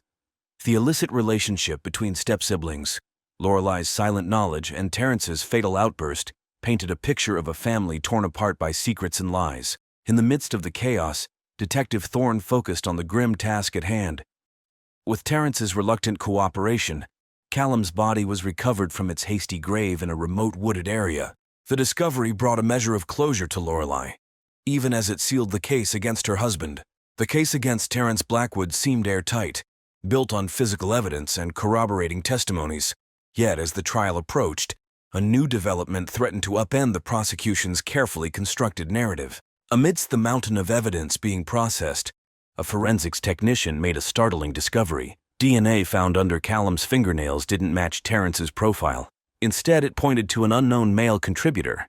This revelation sent shockwaves through the investigation. Detective Thorne, his certainty shaken, ordered a re-examination of all evidence. As the team delved deeper, more inconsistencies emerged. The angle of bruising on Callum's neck suggested a left-handed attacker, while Terrence was right-handed. Fibers found on the body didn't match those from the Blackwood home. Pressure mounted on the prosecution as these findings came to light. The defense, sensing an opportunity, pushed for all charges against Terrence to be dropped. However, the judge ruled that given the confessions and circumstantial evidence, the trial would proceed. Ivy and Lorelei, their united front beginning to crack under the strain of uncertainty, found themselves questioning their own memories of that fateful day. Had they been too quick to accept Terrence's guilt, blinded by their own complicity in the events leading up to Callum's death? As the trial date loomed, all parties involved grappled with the implications of this new information. The truth, it seemed, was far more complex than anyone had initially believed. In the courtroom, battle lines were drawn, with both prosecution and defense preparing to argue their interpretations of the increasingly convoluted evidence. The courtroom was packed on the day Terrence Blackwood was scheduled to take the stand. The air thrummed with tension as he was sworn in, his once commanding presence diminished by months in custody. As questioning began, Terrence's responses were measured, his demeanor calm, until the defense attorney broached the subject of the new DNA evidence. Terrence's composure cracked, his eyes darting to where Ivy sat in the gallery. In that moment, something seemed to break within him. To the shock of everyone present, he began to speak, his words pouring out in a torrent of confession, but not the one anyone expected. "I didn't kill Callum," Terrence declared, his voice raw with emotion, "but I am responsible for his death." He went on to describe the events of that day, but with a crucial difference. When he had walked in on Ivy and Callum, he admitted he had indeed been enraged, but it was Ivy, in a panic to protect her lover and their secret, who had lashed out violently. "I walked in and saw them together," Terrence recounted, his words echoing in the stunned silence of the courtroom. "I was angry, yes, but before I could even speak, Ivy grabbed the paperweight. She struck Callum again and again. By the time I pulled her off, it was too late." The courtroom erupted into chaos as Terrence described how, in a moment of paternal instinct, He had decided to protect his daughter. He had sent a hysterical Ivy to clean herself up, while he staged the scene to implicate himself, believing he could better weather the storm of a police investigation. I never imagined it would go this far, he concluded, tears streaming down his face. I was trying to protect my little girl, but I see now that I've destroyed us all. As Terrence's words hung in the air, all eyes turned to Ivy. Her face had drained of color, her body rigid with shock. When the judge asked if she had anything to say, she could only manage a barely audible whisper. It's true. In the gallery, Lorelei collapsed into silent sobs, the full weight of her family's destruction finally too much to bear. Detective Thorne, his case shattered but his instincts vindicated, began the mental process of reconstructing the investigation. As Terrence was led from the stand, the courtroom remained in stunned silence, grappling with this final devastating twist in a case that had already defied expectations at every turn. The revelation of Ivy's culpability and Terrence's false confession threw the trial into disarray. The judge declared a mistrial, and both prosecution and defense scrambled to reassess their strategies in light of the new information. Ivy was immediately taken into custody, her bail hearing scheduled for the following week. The prosecution, caught off guard by the turn of events, requested time to review the evidence and potentially file new charges against both Ivy and Terrence. Ivy's defense team quickly began building a case around temporary insanity and crime of passion, emphasizing her youth and the shocking circumstances that led to her actions. They also didn't hesitate to shine a light on the questionable dynamics within the Blackwood household that had allowed the relationship between step-siblings to develop unchecked. The trials of Ivy Blackwood and Terrence Blackwood, though separate, were inextricably linked in the public consciousness. Ivy's trial came first, a somber affair that saw the once vibrant young woman appearing pale and withdrawn in the defendant's box. Her defense team, as planned, pursued a strategy of temporary insanity, bringing in expert witnesses to testify about the psychological impact of forbidden love and the fear of discovery. The prosecution painted a different picture, portraying Ivy as a calculating individual who had engaged in an illicit relationship and then committed murder to keep it hidden. They emphasized the brutality of the attack and Ivy's subsequent participation in the cover-up. Key testimony came from Lorelei, who spoke of her suspicions about Ivy and Callum's relationship and her regret at not intervening. Her words, delivered through tears, seemed to sway some jurors but alienate others who saw her inaction as complicity. After days of deliberation, the juries in both trials returned with their verdicts, bringing the legal saga of the Blackwood family to its conclusion. Ivy Blackwood was found guilty of second-degree murder, with the jury rejecting the insanity plea but acknowledging the crime's unpremeditated nature. The judge, taking into account Ivy's age and the unusual circumstances of the case, sentenced her to 18 years in prison, with the possibility of parole after 12 years. Terrence Blackwood was found guilty on charges of obstruction of justice and filing a false report. The judge, noting the unique circumstances in Terrence's eventual confession, sentenced him to 5 years in prison, with 2 years suspended. As the Blackwoods were led from the courtroom for the last time, Maple Grove began the long process of healing and reflection, grappling with the knowledge that even in the most seemingly perfect communities, darkness can lurk behind closed doors.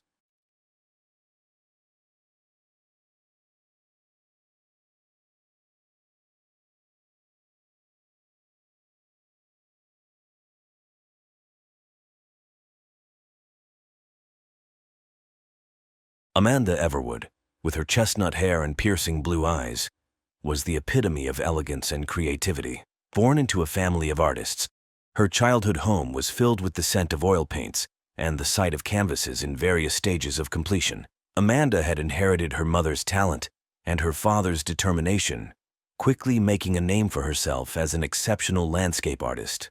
Her works were known for their vibrant colors and the way they captured the soul of nature. Richard Everwood, in contrast, came from a lineage of lawyers. The Everwood family was renowned for their legal prowess, with generations serving as judges, attorneys, and legal scholars. Richard was no different. He excelled in law school, graduating top of his class, and quickly climbed the ranks at one of the most prestigious law firms in Belleville. His charm, good looks, and sharp mind made him a formidable attorney and a desirable husband. Amanda and Richard met during their sophomore year of college. It was a classic case of opposites, Attracting Amanda's free-spirited nature complemented Richard's structured and disciplined approach to life. They fell in love quickly, their relationship blossoming amidst late-night study sessions, gallery openings, and summer road trips. After graduating, they married in a lavish ceremony that was the talk of Belleville. They settled into a beautiful Victorian home that Amanda adored. She transformed it into a haven filled with art, music, and love. The house had a large garden where Amanda often painted, drawing inspiration from the vibrant flowers and the changing seasons. Richard, on the other hand, was dedicated to his work, often spending long hours at the office. They had a son, Ethan, who became the center of Amanda's world. Their life seemed perfect, at least on the surface. Amanda's days were filled with painting, volunteering at the local art center, and taking care of Ethan. Richard's career continued to flourish, and he was soon made partner at his firm. They attended glamorous parties and charity events, where they were often the center of attention. However, as the years went by, Amanda noticed subtle changes in Richard. He became more distant, often coming home late and leaving early in the morning. The once warm and affectionate man she married was now cold and preoccupied. Amanda tried to ignore these changes, attributing them to the stress of his demanding job.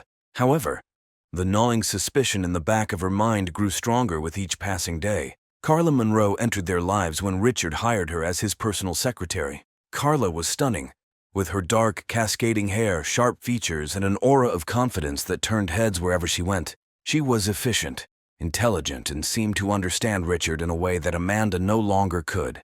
It wasn't long before Amanda's suspicions turned towards Carla. One evening, Amanda decided to confront Richard. She prepared a candlelit dinner, hoping to reignite the spark in their relationship and to get him to open up. As they sat across from each other at the dining table, Amanda poured her heart out, expressing her concerns and fears. Richard listened, but dismissed her worries, attributing his behavior to the pressures of his job. He assured her that there was nothing to worry about, but Amanda wasn't convinced. Determined to uncover the truth, Amanda hired a private investigator named Mark Collins. Mark was a seasoned professional with a reputation for discretion and thoroughness. Over the next few weeks, he followed Richard and Carla, documenting their interactions. The evidence he gathered was damning. Late-night dinners, weekends away, and intimate encounters that left no room for doubt. Richard was having an affair with Carla. Amanda felt a mix of emotions, anger, betrayal, and a deep sadness. She couldn't understand how Richard could do this to their family. But amidst her turmoil, she also felt a strange sense of relief. At least now she knew the truth, and she could decide what to do next. Armed with the evidence, Amanda's initial devastation gave way to a steely resolve. She decided to confront Carla first, hoping to gather more information before dealing with Richard. Amanda arranged a meeting under the pretense of discussing a charity event that Richard's firm was sponsoring. Carla, unaware of Amanda's true intentions, agreed to meet at a chic downtown cafe. The cafe was a cozy, intimate space with soft lighting and plush seating. Amanda arrived early, choosing a secluded corner table where they could talk privately. Carla walked in a few minutes later, exuding confidence and poise. As she approached the table, Amanda felt a mixture of anger and curiosity. Carla greeted Amanda warmly and commented on how beautiful the cafe was. Amanda, hiding her true feelings, replied politely and steered the conversation towards Richard. She mentioned how Richard had been spending a lot of time at the office and asked how he was handling the workload. Carla responded that Richard was incredibly dedicated and that the cases he was working on required a lot of his time and attention. Amanda then leaned in and, in a low voice, told Carla that she knew about the affair. Carla's face paled, and she opened her mouth to speak, but Amanda stopped her, saying she wasn't there to accuse or blame her. Amanda just wanted to understand why it happened.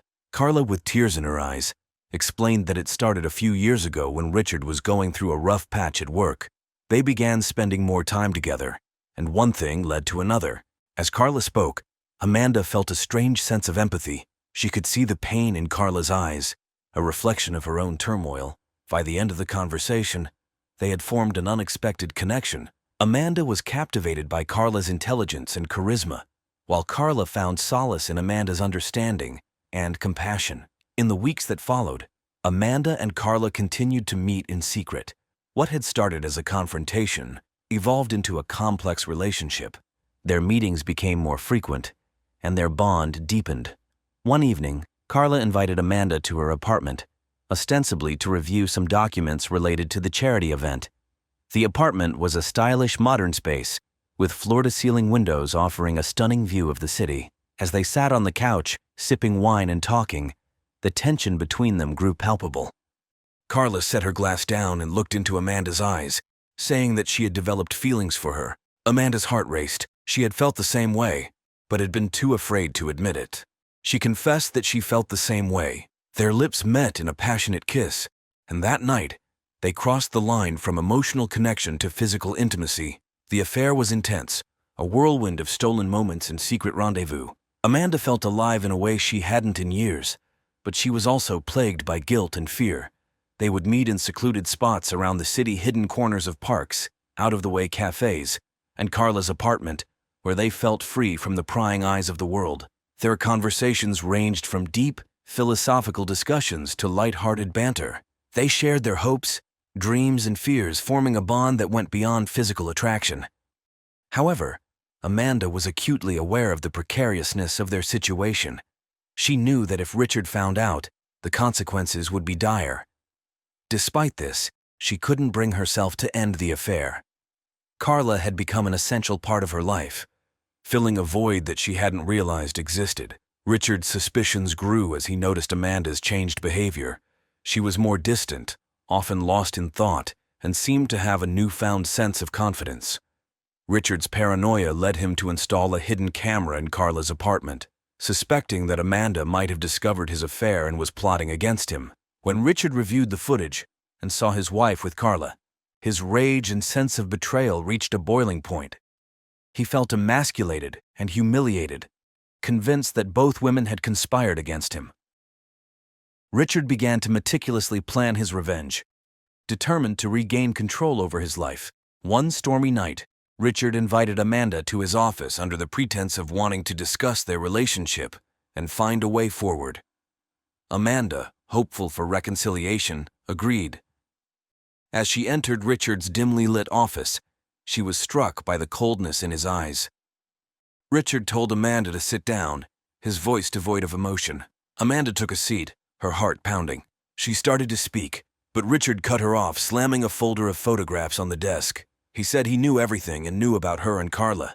Amanda's eyes widened in shock as she looked at the incriminating photos. She pleaded with Richard to let her explain, but he was beyond reason. He lunged at Amanda, his hands closing around her throat. Amanda struggled, clawing at his hands, but Richard's grip was unrelenting. Her vision darkened, and within moments she was gone. Richard stood over Amanda's lifeless body, his mind a whirlwind of rage and confusion. He knew he had to act quickly to cover his tracks. He staged the scene to make it look like a robbery gone wrong, ransacking the office and scattering papers everywhere. He then drove to Carla's apartment, his anger boiling over. Carla was startled to see Richard at her door. She asked what he was doing there, her voice trembling.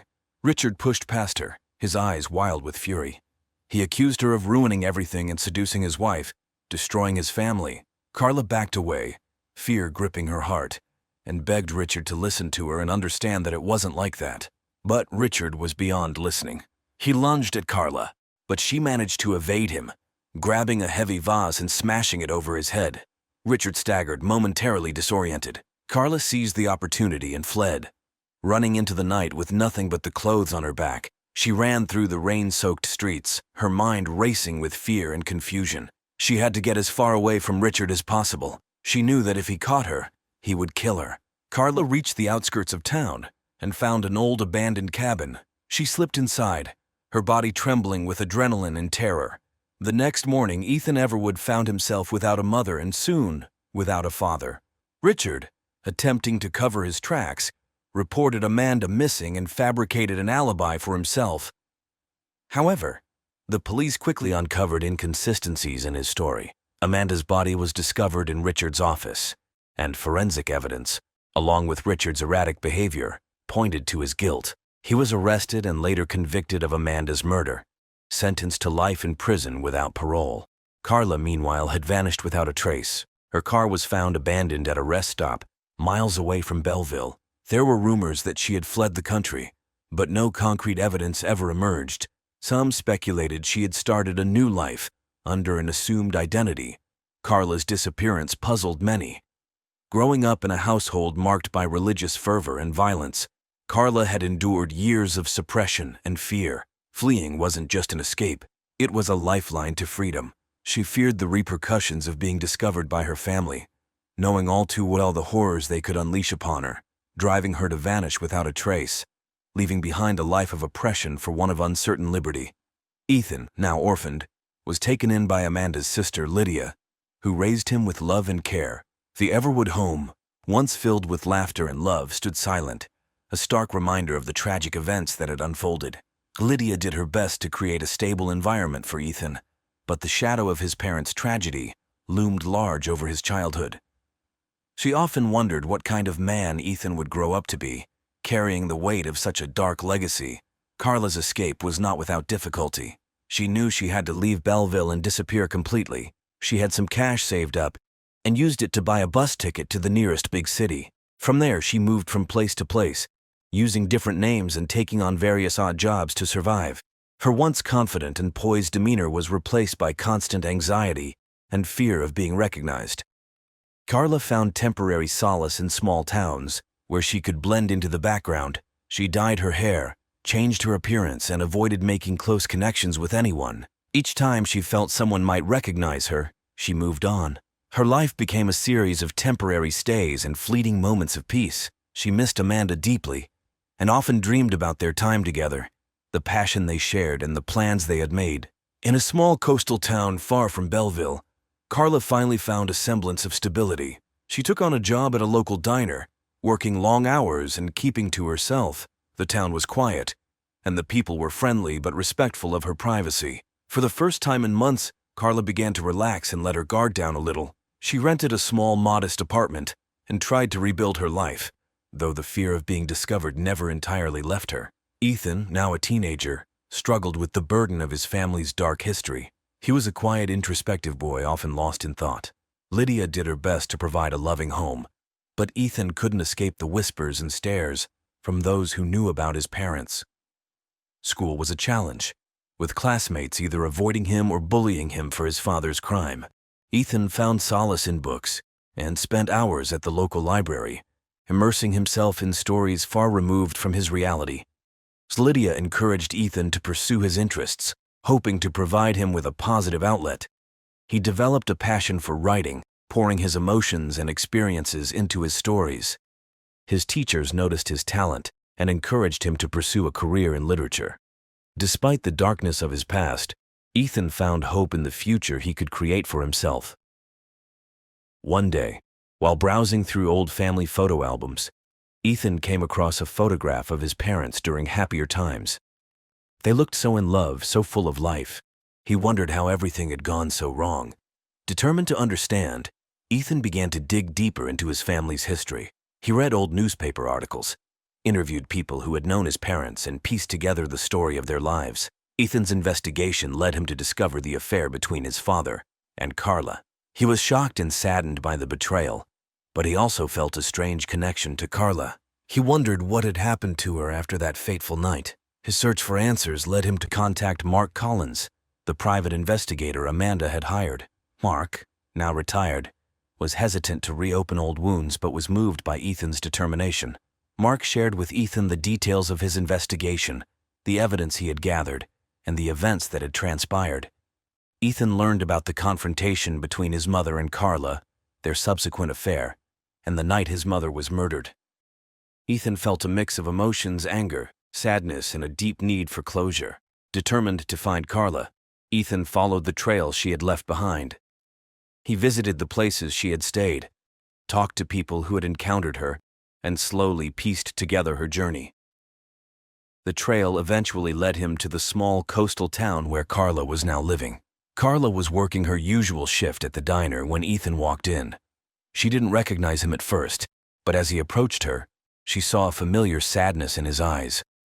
Ethan introduced himself, explaining that he was Amanda and Richard's son. Carla was stunned and filled with a mixture of fear and hope. She invited Ethan to sit down and they began to talk. Ethan told Carla about his life, his struggles, and his search for answers. Carla, in turn, shared her story, her escape, and her attempts to rebuild her life. They talked for hours, sharing their pain and their memories of Amanda. Carla revealed how deeply she had loved Amanda, and how the affair had been a source of both joy and torment. Ethan asked Carla about the night his mother was murdered. Carla recounted the events, her voice trembling with emotion. She told him how Richard had confronted her, his rage and violence, and her desperate escape. Ethan listened intently, feeling a mix of anger towards his father and compassion for Carla. Ethan decided to stay in the coastal town for a while, to get to know Carla better, and to find some closure for himself. They spent a lot of time together, talking about Amanda, sharing stories, and helping each other heal. Carla found comfort in Ethan's presence, and Ethan felt a sense of connection and understanding that he had never felt before. As time went on, Ethan and Carla's relationship grew stronger. They became a support system for each other, helping to heal the wounds of the past. Ethan continued to write, inspired by the stories Carla had shared and the strength he saw in her. Carla found a new sense of purpose, helping Ethan and finding a way to move forward with her life. Years passed, and Ethan published his first novel, a fictionalized account of his family's story. The book received critical acclaim, and Ethan was praised for his emotional depth and storytelling ability. He dedicated the book to his mother, Amanda, and to Carla, who had shown him the importance of understanding and forgiveness. Carla, meanwhile, continued to live in the coastal town, finding peace and stability. She stayed in touch with Ethan, visiting him often and watching him grow into a successful writer. She found solace in the fact that she had been able to help Ethan find closure and that they had both found a way to move forward. The Everwood murders became a notorious case in Belleville, a cautionary tale of deceit, betrayal, and the devastating consequences of hidden passions. Amanda's art gained a lot of fame, her landscapes now imbued with a haunting beauty that drew admirers from afar. Richard's name, once respected, became synonymous with tragedy and madness. Years later, the town still whispered about Carla Monroe, the enigmatic secretary who disappeared into the night. Her fate remained one of Belleville's greatest mysteries, a lingering shadow over the tragic tale of the Everwood family. Ethan grew up carrying the weight of his parents' legacy, determined to forge a different path and break free from the cycle of betrayal and violence. In the end, the story of the Everwood murders served as a stark reminder of the fragility of human relationships and the devastating consequences of secrets and lies. It was a tale that would be told for generations, a dark chapter in the history of Belleville that would never be forgotten. Ethan continued to write, his works often exploring themes of love, betrayal, and redemption. His novels resonated with readers, many of whom were unaware of the true story behind his words. Despite the darkness of his past, Ethan found a way to turn his pain into art, creating something beautiful from the ashes of his family's tragedy. In the end, the Everwood murders were more than just a crime. They were a story of love, loss, and the enduring power of forgiveness. The lives of those involved were forever changed, but they found a way to move forward, to find peace, and create something new from the ruins of their past.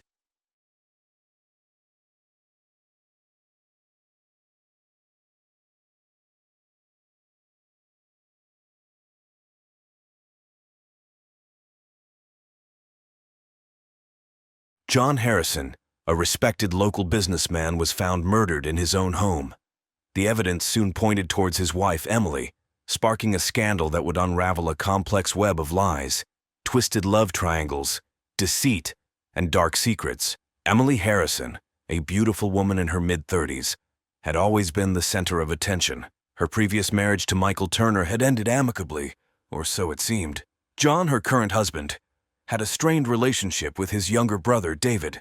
This strained dynamic hid deeper, more sinister connections that would come to light as the investigation unfolded. The murder of John Harrison was not a straightforward case. It was the catalyst that exposed a convoluted love triangle, revealing that everyone involved had motives buried beneath layers of pretense and propriety. Detective Sarah Miller and her partner, Detective Tom Reynolds, would soon find themselves entangled in a case that defied simple explanations. The night of the murder, Emily's scream pierced the quiet neighborhood.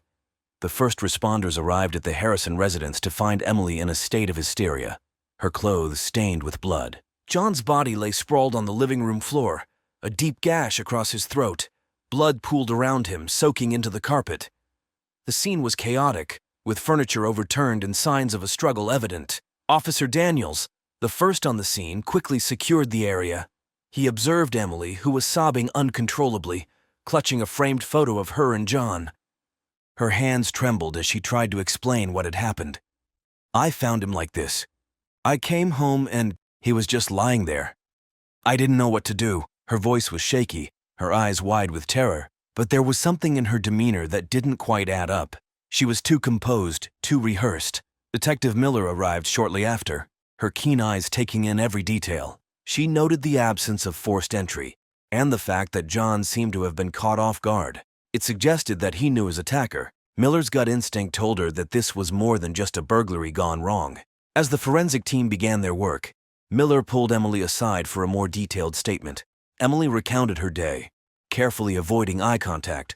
She claimed to have been out shopping and returned to find John dead. But there were inconsistencies in her story, small details that didn't align. Detective Reynolds joined Miller, his expression grim. He had spoken with the neighbors, who reported hearing raised voices earlier in the evening. None could identify the second voice, but it was clear that John had not been alone before his death. Miller looked at Reynolds. "This isn't a simple case, Tom. There's more to this than meets the eye." Reynolds nodded in agreement. "Let's dig deeper. Something tells me we're only scratching the surface." The investigation into John Harrison's murder kicked off in earnest the following day. Detectives Miller and Reynolds began their meticulous process of gathering evidence and conducting interviews. The first step was to build a timeline of John's final hours. They discovered that John had left his office around 5 p.m., a bit earlier than usual. His assistant mentioned that he seemed preoccupied, almost distracted. Emily's account placed her at the local mall during this time, but there were no security camera records to confirm her presence. Detective Miller focused on Emily's behavior. She seemed cooperative, yet there was an underlying current of tension. During questioning, Emily maintained her story but frequently glanced at her phone as if expecting a message or call. Miller made a mental note to check her phone records. Meanwhile, Reynolds delved into John's professional life. As a successful real estate developer, John had made a few enemies. Business rivals and disgruntled former employees formed a list of potential suspects. However, none seemed to have a motive strong enough for murder. As they dug deeper, the detectives learned more about Emily's past. Her previous marriage to Michael Turner had ended 5 years ago. The divorce was amicable on paper, but whispers of infidelity and financial disputes lingered. Michael had moved out of town but returned occasionally, supposedly to visit his daughter from another relationship. Detective Miller decided to pay Michael a visit. He lived in a modest apartment on the outskirts of Willow Creek. Michael was a tall, brooding man with a rugged charm. He appeared genuinely shocked when Miller informed him of John's murder. "Emily called me last night," he said, his voice tinged with concern. "She was hysterical, said John was dead. I told her to call the police and then I rushed over. But by the time I got there, the place was crawling with cops. Michael's alibi was shaky, but there was no concrete evidence linking him to the crime." Miller noted his reaction and decided to keep him under surveillance. Back at the station, Reynolds had uncovered a new lead. David Harrison, John's younger brother, had been seen arguing with John several days before the murder. David, a charming but aimless man, had always lived in his brother's shadow. He harbored a deep resentment towards John, fueled by jealousy and financial dependence. David was brought in for questioning. He was visibly nervous, his eyes darting around the room as he spoke. "John and I argued about money," he admitted. "He was going to cut me off, but I didn't kill him." The detectives were skeptical. David's alibi for the night of the murder was weak. He claimed to have been at a bar, but no one could confirm his presence. As they continued to press him, David's story began to unravel. Emily's suspicious behavior, Michael's shaky alibi, and David's deep-seated resentment formed a tangled web. The detectives realized they were dealing with more than just a crime of passion. There were layers of deceit and hidden motives that needed to be peeled back, one by one. John and Emily Harrison appeared to be the quintessential suburban couple. They had a beautiful home, a successful business, and were well-liked in their community. But beneath the veneer of their perfect life, cracks were beginning to show. John had built his real estate empire from the ground up. He was known for his business acumen and ruthless negotiating tactics. However, his professional success came at a personal cost. John's demanding work schedule left little time for his marriage, creating a rift between him and Emily. Emily, on the other hand, had a more complex past. Raised in a wealthy family, she was accustomed to a life of privilege. Her first marriage to Michael Turner had been a whirlwind romance. Michael was a charismatic entrepreneur, but his business ventures often ended in failure. Their relationship was passionate but tumultuous, marked by frequent arguments and infidelity.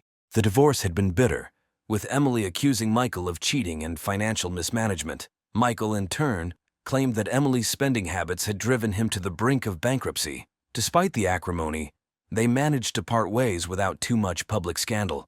Michael left town, but he never completely severed ties with Emily. John entered Emily's life shortly after her divorce.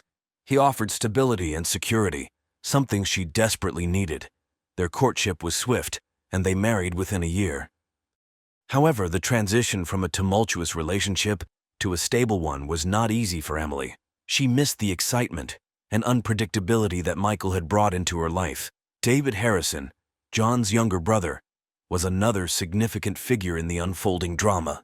David had always been the black sheep of the family. He struggled with various addictions and had a string of failed business ventures. John often bailed him out, creating a sense of dependency and resentment. David's relationship with Emily was complex. They had an undeniable chemistry, and their interactions were often charged with unspoken tension. Emily confided in David about her marital problems, and he, in turn, found solace in her company. It was clear to the detectives that there was more to their relationship than met the eye. As Miller and Reynolds dug deeper, they discovered that John had recently made some significant financial moves. He had taken out a large life insurance policy and transferred substantial assets into Emily's name. These actions suggested that John was either planning for the future or anticipating something dire. Emily's spending habits had also come under scrutiny. Despite her outward appearance of concern and grief, her bank records revealed large withdrawals and unexplained expenses. The detectives began to suspect that she might have been planning to leave John and start a new life elsewhere. Michael Turner, though seemingly out of the picture, still harbored feelings for Emily. He had recently come back into town and had been seen meeting with her on several occasions. Their interactions were friendly on the surface, but there was an undercurrent of unresolved tension and unspoken words. The background checks painted a picture of a marriage on the brink, with each character hiding their true intentions behind a facade of normalcy.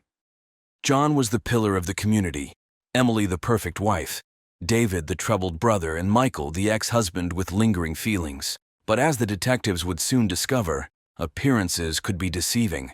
As the investigation progressed, the detectives focused on uncovering the motives behind John Harrison's murder. Each of the main players had reasons, both hidden and overt, that could drive them to such an extreme act. Emily's financial troubles were the most glaring. Despite John's success, their finances were strained. Emily's lavish lifestyle had put them in significant debt. The large life insurance policy John had recently taken out added a sinister layer to this financial stress. If Emily were to benefit from John's death, it would solve all her money problems. Emily's affair with David complicated matters further. Their relationship was more than just a fleeting romance. It was a deeply emotional bond, forged out of mutual dissatisfaction and dependency. Michael Turner also had a motive. His lingering feelings for Emily and the unresolved bitterness from their divorce created a volatile mix. Michael's financial instability made him susceptible to desperate measures. His frequent visits to Emily hinted at a rekindled relationship, which could have easily turned into a conspiracy against John. David's resentment towards his brother was well documented. He had lived in John's shadow for most of his life, relying on him for financial support. The argument they had days before the murder centered on money and control. John had threatened to cut David off, a move that would leave him destitute. David's dependence on John created a deep-seated hatred that could have driven him to murder. The detectives also considered the possibility of a joint effort between Emily and David. Their affair, coupled with their financial motives, made them prime suspects. If they conspired together, they could both benefit immensely from John's death. Emily would gain financial freedom, and David would rid himself of his brother's dominance. One evening, Detective Miller received a call from a local bartender who claimed to have seen Emily and David together on the night of the murder. According to the bartender, they appeared to be in an intense conversation, their body language suggesting more than just a casual encounter. This new information put both Emily and David at the scene of the crime around the estimated time of death. Miller and Reynolds brought Emily in for further questioning. Confronted with the bartender's testimony, Emily's composure began to crack. She admitted to meeting David, but insisted they were discussing her troubled marriage and had nothing to do with John's death. David, on the other hand, was less forthcoming. When questioned about his whereabouts, he became defensive and evasive. His alibi, which had already been weak, now seemed even more questionable. The detectives pressed him on his relationship with Emily and the nature of their conversation that night, but David stuck to his story of innocence. Michael Turner also remained a person of interest. His frequent visits to Emily, coupled with his financial troubles, made him a viable suspect. In the midst of these revelations, the detectives encountered several red herrings. One such distraction came in the form of an anonymous tip, suggesting that John was involved in illegal activities. The tip claimed that John had been laundering money through his real estate business. While this lead initially seemed promising, further investigation revealed it to be unfounded. It appeared to be a deliberate attempt to divert the detectives' attention from the true motives behind the murder. Another false lead came from a disgruntled former employee of John's. The employee had a history of making threats against John and had been fired under contentious circumstances. However, after a thorough investigation, it became clear that he had no involvement in the murder. His threats were merely empty words born out of frustration and resentment. The turning point came when Detective Reynolds discovered a series of text messages between Emily and Michael. The messages revealed a rekindling of their romantic relationship and discussed plans to meet secretly. One message in particular stood out. Sent on the day of the murder, it read, "We need to act tonight. John can't find out." Armed with this new evidence, Miller and Reynolds confronted Emily and Michael separately. Emily broke down under the pressure, partially confessing to the affair but denying any involvement in the murder. Michael, however, maintained his innocence, insisting that the messages were taken out of context. The breakthrough in the case came when Detective Miller decided to take a closer look at the phone records and financial transactions. She believed that these would provide the concrete evidence needed to tie the suspects to the crime. The phone records revealed a flurry of calls and messages between Emily, David, and Michael in the days leading up to the murder. The communication patterns suggested a coordinated effort, with Emily at the center. On the night of the murder, there were several calls between Emily and David, as well as a brief call to Michael. This triangulation of communication placed all three suspects in contact during the critical hours.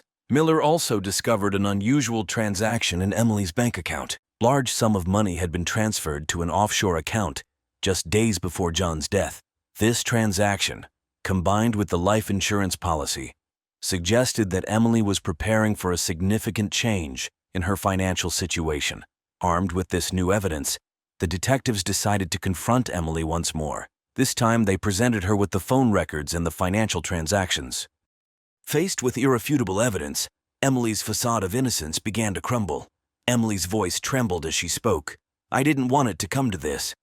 I just wanted out. John was controlling, suffocating. I needed a way out, but I never wanted him dead." Miller pressed further. "Who did you talk to that night, Emily? Why were you and David in contact so frequently?" Emily hesitated, her eyes welling with tears.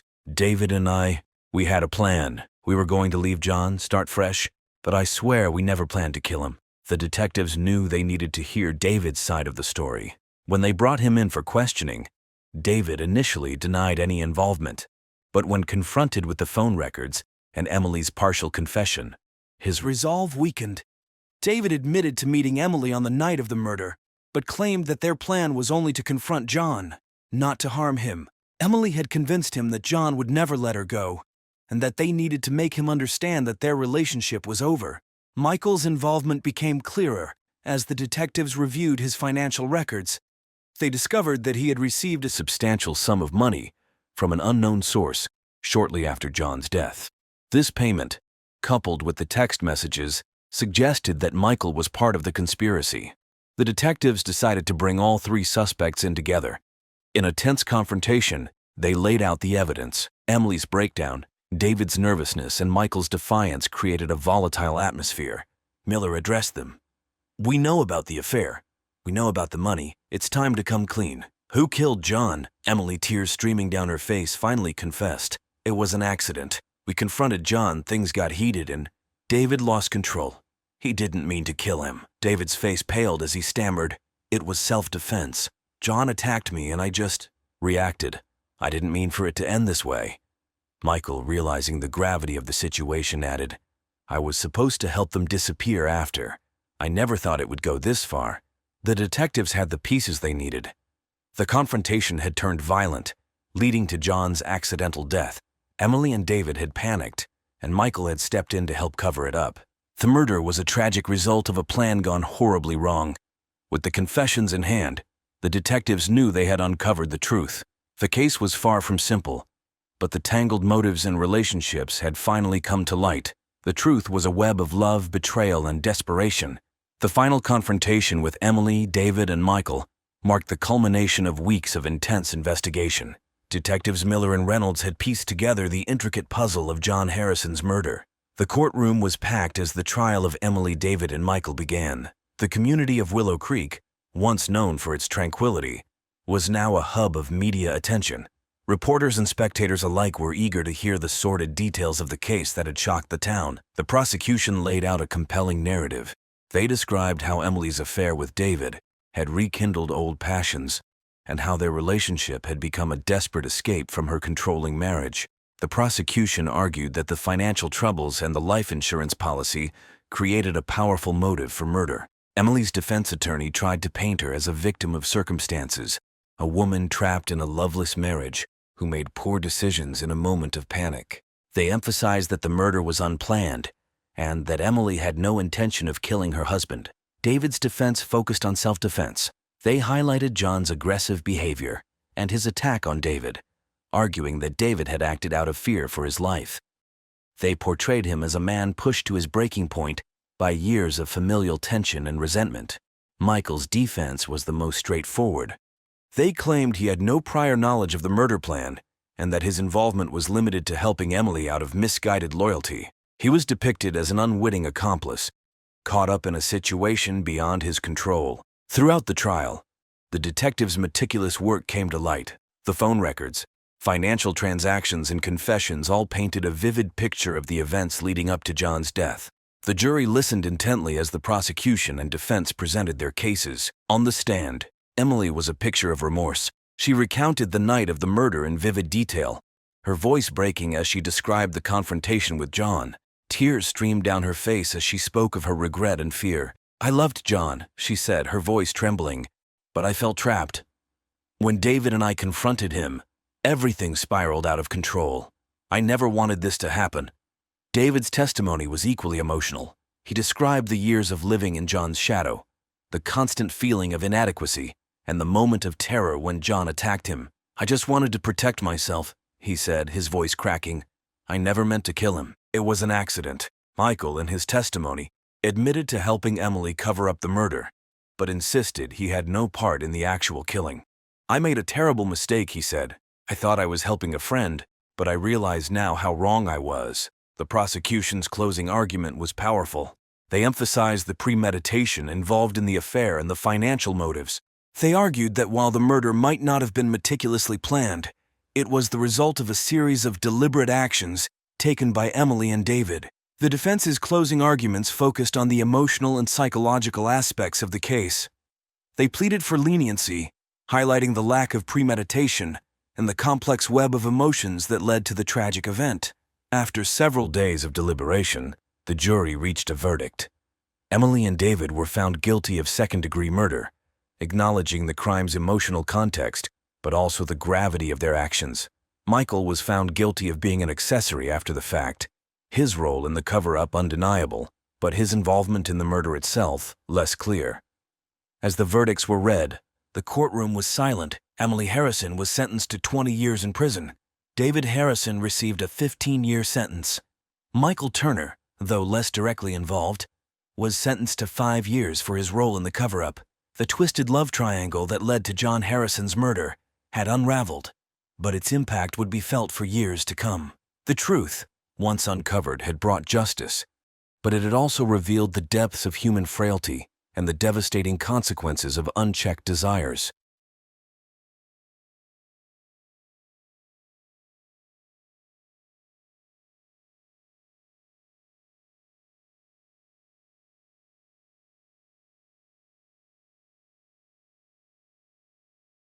In the quiet suburb of Millbrook, nestled just outside the bustling city of Hartford, Connecticut, a heinous crime shattered the illusion of peaceful suburban life.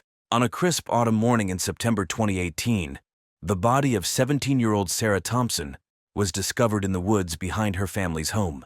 The gruesome scene sent shockwaves through the community, leaving residents locked behind their doors and whispering about the killer who walked among them. Detective Michael Carter, a seasoned investigator with the Hartford Police Department, was called to lead the case. With his sharp intuition and unwavering dedication, Carter delved into the intricate web of lies and deceit surrounding Sarah's murder. Little did he know that this case would challenge his perceptions and force him to confront the darkest aspects of human nature. As the investigation unfolded, suspicion initially fell on Sarah's stepmother, Amanda Wilson. The troubled relationship between the two had been no secret to their neighbors, and Amanda's apparent jealousy of her stepdaughter seemed to provide a motive. However, beneath the surface of this seemingly straightforward case lay a twisted tale of betrayal, secrets, and fatal consequences. At the center of this tragedy stood Robert Wilson, Sarah's stepfather. A respected businessman and pillar of the community, Robert appeared to be the grieving father figure, supporting his wife through their shared loss. But as Detective Carter would soon discover, Robert's carefully constructed facade concealed a web of lies that would ultimately lead to his downfall. This is the story of a murder that tore apart a family, challenged a detective's instincts, and revealed the devastating consequences of unchecked desire and betrayal. It serves as a chilling reminder that sometimes the most dangerous predators are hiding in plain sight, wearing the mask of normalcy in our very own neighborhoods. Sarah Thompson was a vibrant and promising young woman whose life was cut tragically short just weeks before her 18th birthday. Born to single mother Amanda Thompson in 2001, Sarah grew up as a bright and curious child, always eager to learn and explore the world around her. From an early age, Sarah showed a passion for art and literature. Her teachers often praised her creativity and insightful essays, marking her as a student with great potential. Sarah's artwork adorned the walls of her high school, and she had recently begun to explore photography, capturing the beauty of nature in the woods behind her home, the same woods that would ultimately become the site of her untimely death. Despite her academic and artistic achievements, Sarah's home life was far from perfect. When she was 12, her mother married Robert Wilson, a successful local businessman. While Sarah initially welcomed the stability Robert brought to their lives, the relationship between stepdaughter and stepfather grew increasingly strained as Sarah entered her teenage years. Friends and classmates described Sarah as kind-hearted, but fiercely independent. She had a small, tight-knit group of friends and was known for standing up against bullying in school. Her best friend, Emily Chen, recalled Sarah's dream of studying journalism at NYU, aspiring to become an investigative reporter and uncover truths hidden beneath the surface. Sarah's relationship with her mother, Amanda, had always been complex. As an only child, Sarah had been the center of Amanda's world for years. However, the arrival of Robert in their lives created a shift in dynamics. Sarah often felt that her mother prioritized her new marriage over their mother-daughter bond, leading to frequent arguments and emotional distance. In the months leading up to her death, those close to Sarah noticed a change in her demeanor. She became more withdrawn, spending increased time alone in her room or wandering in the woods with her camera. Her art took on darker themes, and her usually meticulous schoolwork began to slip. Emily remembered Sarah seeming distracted and worried, but when pressed, Sarah would brush off concerns with a forced smile and a change of subject. What no one knew at the time was that Sarah had stumbled upon a secret that would prove fatal. In her quest for truth and her natural curiosity, she had uncovered something that someone was willing to kill to keep hidden. Sarah Thompson's young life, full of promise and potential, was snuffed out just as she stood on the threshold of adulthood, leaving behind a community in mourning and a mystery that would shake Millbrook to its core. Robert Wilson, age 45 at the time of Sarah's murder, presented himself as the epitome of suburban success. A charismatic and well-respected financial advisor, Robert had built a thriving practice in Hartford, managing the wealth of some of the city's most affluent residents. His polished appearance and confident demeanor made him a natural leader in the community, serving on the local Chamber of Commerce and coaching youth soccer. Born and raised in a working-class family in Boston, Robert had clawed his way up the social ladder through a combination of charm, intelligence, and ruthless ambition. He met Amanda Thompson at a charity gala in 2012, and their whirlwind romance culminated in marriage just 8 months later. To the outside world, Robert appeared to be the perfect husband and stepfather, providing stability and financial security to Amanda and Sarah. However, beneath the veneer of success and respectability, Robert harbored dark secrets and unfulfilled desires. His marriage to Amanda had quickly lost its luster, and he found himself drawn to the excitement of an illicit affair. For the past year, Robert had been involved in a passionate relationship with Elena Gonzalez, the wife of his next-door neighbor and close friend David. Robert's affair with Elena was more than just a physical attraction. He felt truly alive in her presence, experiencing a connection he believed he had never shared with Amanda. The two lovers would meet in secret, stealing moments of passion while their spouses were at work or running errands. Robert became expert at lying and manipulating those around him to maintain his double life. As Sarah entered her late teens, Robert found himself increasingly uncomfortable in her presence. Her perceptive nature and keen eye for detail made him paranoid that she might uncover his infidelity. He began to avoid spending time alone with his stepdaughter, making excuses to miss family dinners and events. Friends and colleagues described Robert as charming and generous, always ready with a joke or a helping hand. David Gonzalez, unaware of Robert's betrayal, often praised him as the best neighbor and friend a man could ask for. Robert's clients trusted him implicitly, drawn in by his confident assurances and impressive track record. Yet those who knew Robert best sensed an underlying current of discontent. His assistant at the financial firm noted his increased irritability and distraction in the months leading up to Sarah's death. Robert's longtime friend from college, Mark Stevens, observed that Robert seemed to be living on edge, as if constantly looking over his shoulder.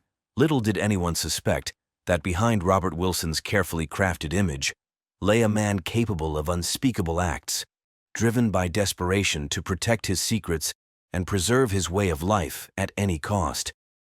The grisly discovery was made on the morning of September 15, 2018, by a jogger on his usual trail through the woods behind the Wilson residence. The body of Sarah Thompson lay partially concealed beneath a pile of leaves and branches, a crude attempt at concealment that did little to hide the horrific nature of the crime. Detective Michael Carter arrived on the scene within the hour, his experienced eye taking in every detail. Sarah's body showed signs of a violent struggle. Bruises marred her arms and face, and defensive wounds on her hands indicated she had fought desperately for her life. The cause of death was immediately apparent, a jagged wound across her throat, likely inflicted with a serrated blade. As the forensics team combed the area for evidence, Carter noted several key details. Sarah's camera, which friends claimed she always carried on her woodland excursions, was missing. Drag marks and disturbed vegetation suggested the body had been moved from the initial site of the attack, possibly in an attempt to hide it from immediate discovery. Perhaps most tellingly, there were no signs of sexual assault, leading Carter to suspect that the motive for the murder was personal rather than opportunistic. The brutality of the attack pointed to a crime of passion. Someone who knew Sarah and had been driven to a moment of uncontrollable rage. As news of the murder spread, the once peaceful community of Millbrook descended into a state of fear and suspicion. Neighbors who had previously left their doors unlocked now double-checked their security systems. Parents kept their children indoors, and the woods that had once been a place of recreation became a no-go zone, cordoned off with yellow police tape. Detective Michael Carter, a 20-year veteran of the Hartford Police Department, took charge of the investigation with a grim determination. Known for his meticulous approach and uncanny ability to see connections others missed, Carter had solved some of the department's most challenging cases. As he stood in the Wilsons' living room, surveying the family photos on the mantel, he knew this case would test him like never before. The first 48 hours of the investigation were a whirlwind of activity. Carter and his team conducted initial interviews with family members, friends, and neighbors. Sarah's school records were examined, her social media account scrutinized, and her movements in the days leading up to her death were painstakingly reconstructed. Robert Wilson, appearing shell-shocked, provided a detailed account of his whereabouts on the night of the murder. He claimed to have been working late at his office, a fact corroborated by security footage and his assistant's testimony. Amanda Wilson, still visibly distraught, struggled to maintain composure during her interview. She admitted to having argued with Sarah the afternoon before her disappearance, but insisted it was just typical mother-daughter friction. As Carter delved deeper, a picture began to emerge of a household fraught with tension. Neighbors spoke of frequent arguments between Sarah and her mother, their raised voices often carrying across manicured lawns. Sarah's best friend, Emily Chen, revealed that Sarah had been increasingly unhappy at home, feeling trapped and misunderstood. The forensics team's initial findings provided more questions than answers. Trace evidence found on Sarah's clothing didn't match samples taken from Robert or Amanda. The murder weapon, likely a hunting knife or similar serrated blade, was nowhere to be found despite an extensive search of the Wilson property and surrounding areas. A breakthrough came when Carter interviewed Elena Gonzalez, the Wilsons' next-door neighbor. Elena, visibly nervous during the interview, mentioned that she had seen Sarah arguing with Amanda in the driveway the day before her disappearance. More intriguingly, Elena let slip that Amanda had always seemed jealous of her daughter's youth and beauty. This information, combined with the tumultuous home environment and Amanda's shaky alibi for the night of the murder, led Carter to focus his attention on Sarah's mother. He theorized that years of resentment had finally boiled over, resulting in a confrontation that turned deadly. As the investigation entered its second week, Carter felt confident they were on the right track. He obtained a warrant to search Amanda's personal belongings and communications, hoping to find the crucial piece of evidence that would break the case wide open. However, a nagging doubt lingered in the back of Carter's mind. Something about Robert Wilson's calm demeanor and perfect alibi struck him as too neat, too convenient. Little did Carter know that his instincts were leading him toward a truth far more sinister than he could have imagined. As the investigation progressed, all signs seemed to point toward Amanda Wilson as the prime suspect of her daughter's murder. Detective Carter, driven by the evidence at hand, began to build a case against the 42-year-old homemaker with a troubled past. Carter's team uncovered a series of heated text exchanges between Amanda and Sarah in the weeks leading up to the murder. In one particularly vicious argument, Amanda accused Sarah of trying to sabotage her marriage, while Sarah fired back, calling her mother a pathetic, jealous old woman. These digital breadcrumbs seemed to support the theory of a family dynamic that had reached a breaking point. Further fueling suspicion was Amanda's behavior in the aftermath of Sarah's death. While initially distraught, she quickly became defensive and evasive during questioning. Her alibi for the night of the murder was weak. She claimed to have been home alone, watching television with no one to corroborate her story. A search of the Wilson home uncovered a journal hidden in Amanda's bedside table. Entries detailed her growing resentment towards Sarah, lamenting the girl's beauty and the attention she received from Robert. One disturbing passage read, "Sometimes I wish she would just disappear.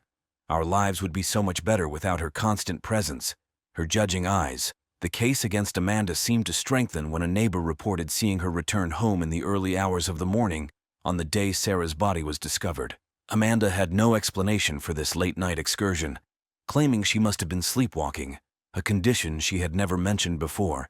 As circumstantial evidence mounted, Carter felt increasing pressure from his superiors and the media to make an arrest.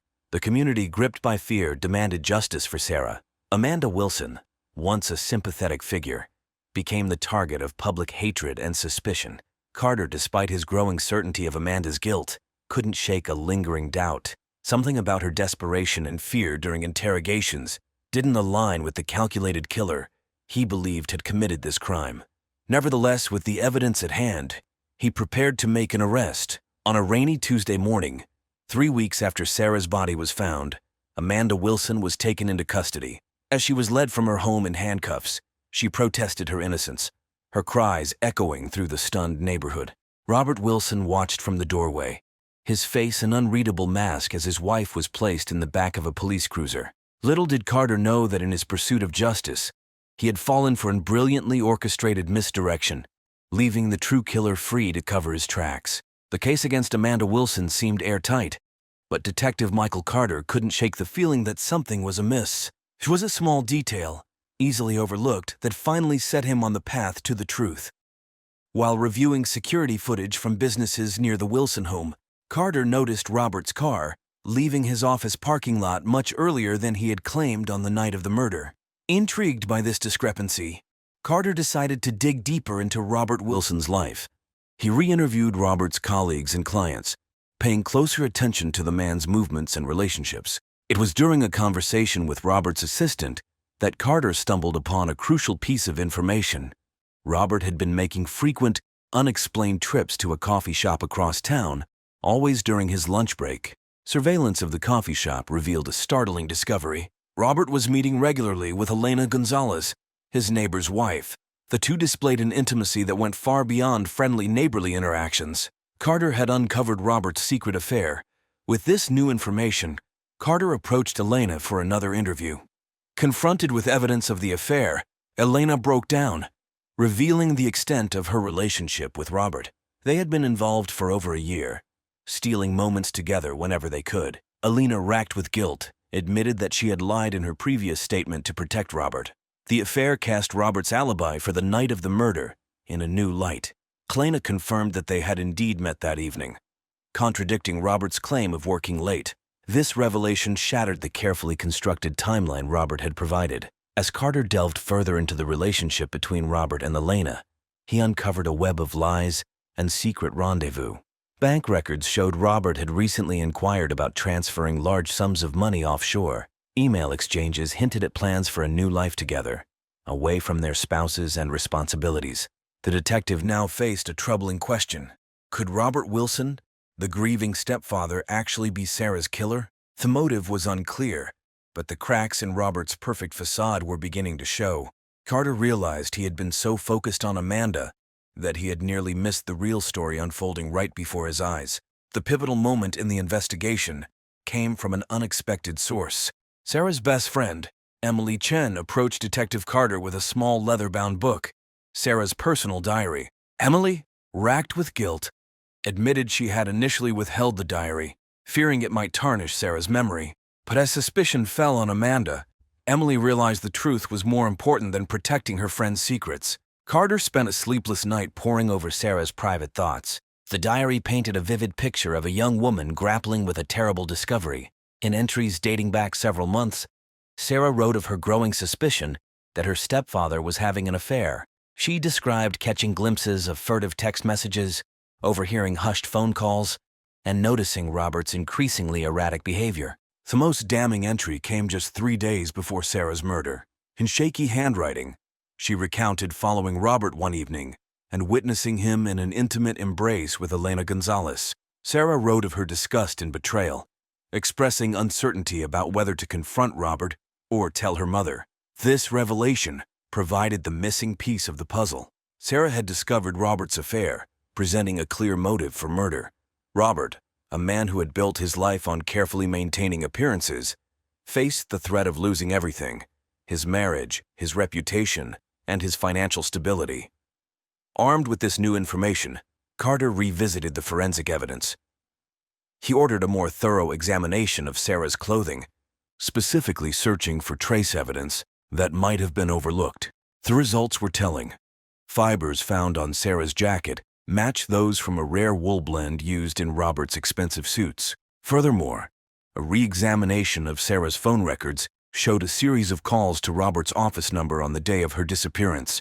The calls had been brief, suggesting Sarah might have been trying to confront her stepfather or arrange a meeting. Carter also discovered that Robert had purchased a hunting knife from a local sporting goods store just a week before the murder. The knife, conspicuously missing from the Wilson home, matched the type of weapon believed to have been used in the crime. As the pieces fell into place, Carter realized the extent of Robert's deception. He had not only manipulated his family and community, but had also skillfully misdirected the entire investigation towards Amanda. The detective felt a mix of admiration for Robert's cunning and disgust at his cold-blooded actions.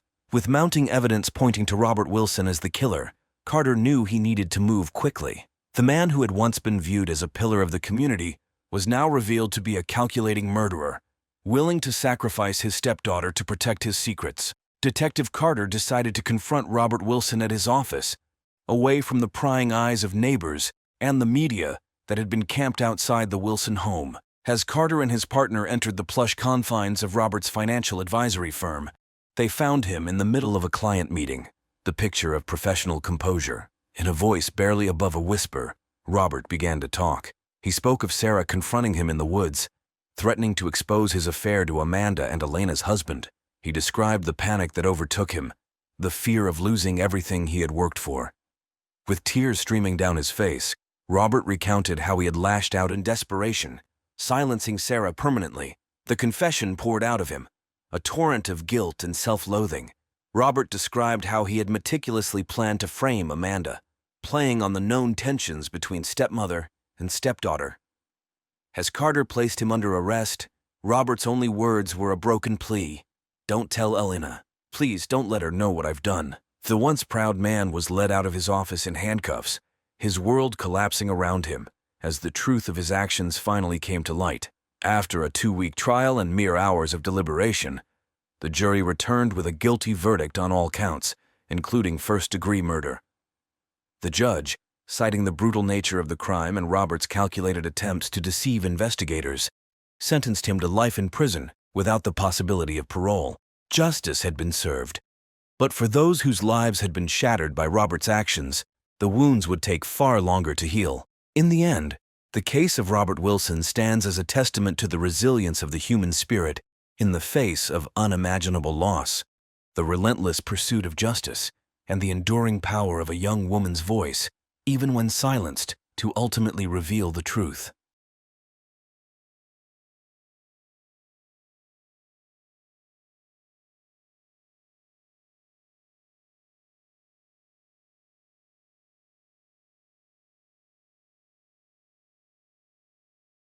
In the quiet, picturesque town of Pine Hill, the gruesome murder of Jennifer Johnson sent shockwaves through the community.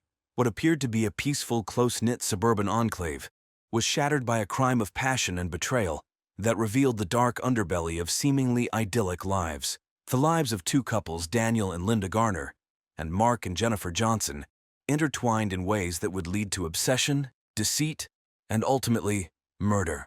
Daniel Garner was a respected architect, known for his charming demeanor and seemingly perfect marriage to Linda, a dedicated school teacher. Mark Johnson, a successful financial advisor, and his wife Jennifer were the Garners' closest friends. The two couples shared more than just neighborhood barbecues and weekend getaways.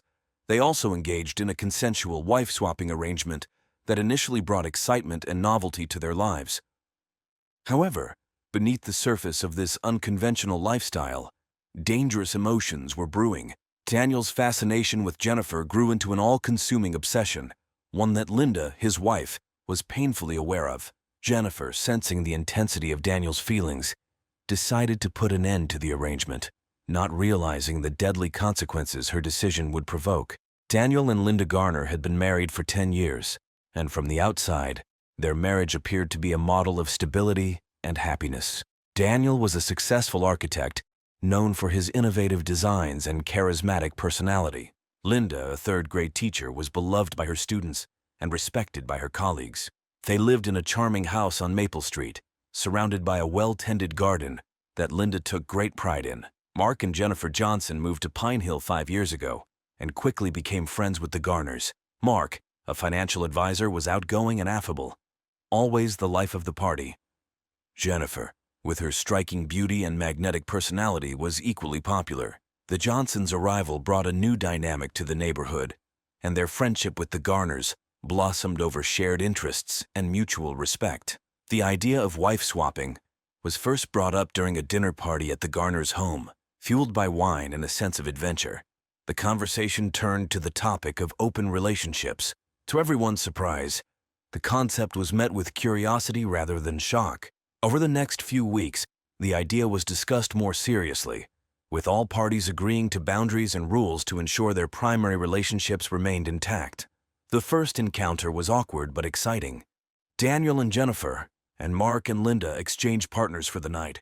It was a thrilling yet nerve-wracking experience, but one that left them eager for more. What started as a once-in-a-while experiment soon became a regular part of their lives, adding a spark to both marriages. Initially, the arrangement seemed to work well. Both couples appeared happier and more connected. They maintained their social activities, often hosting joint parties and going on vacations together.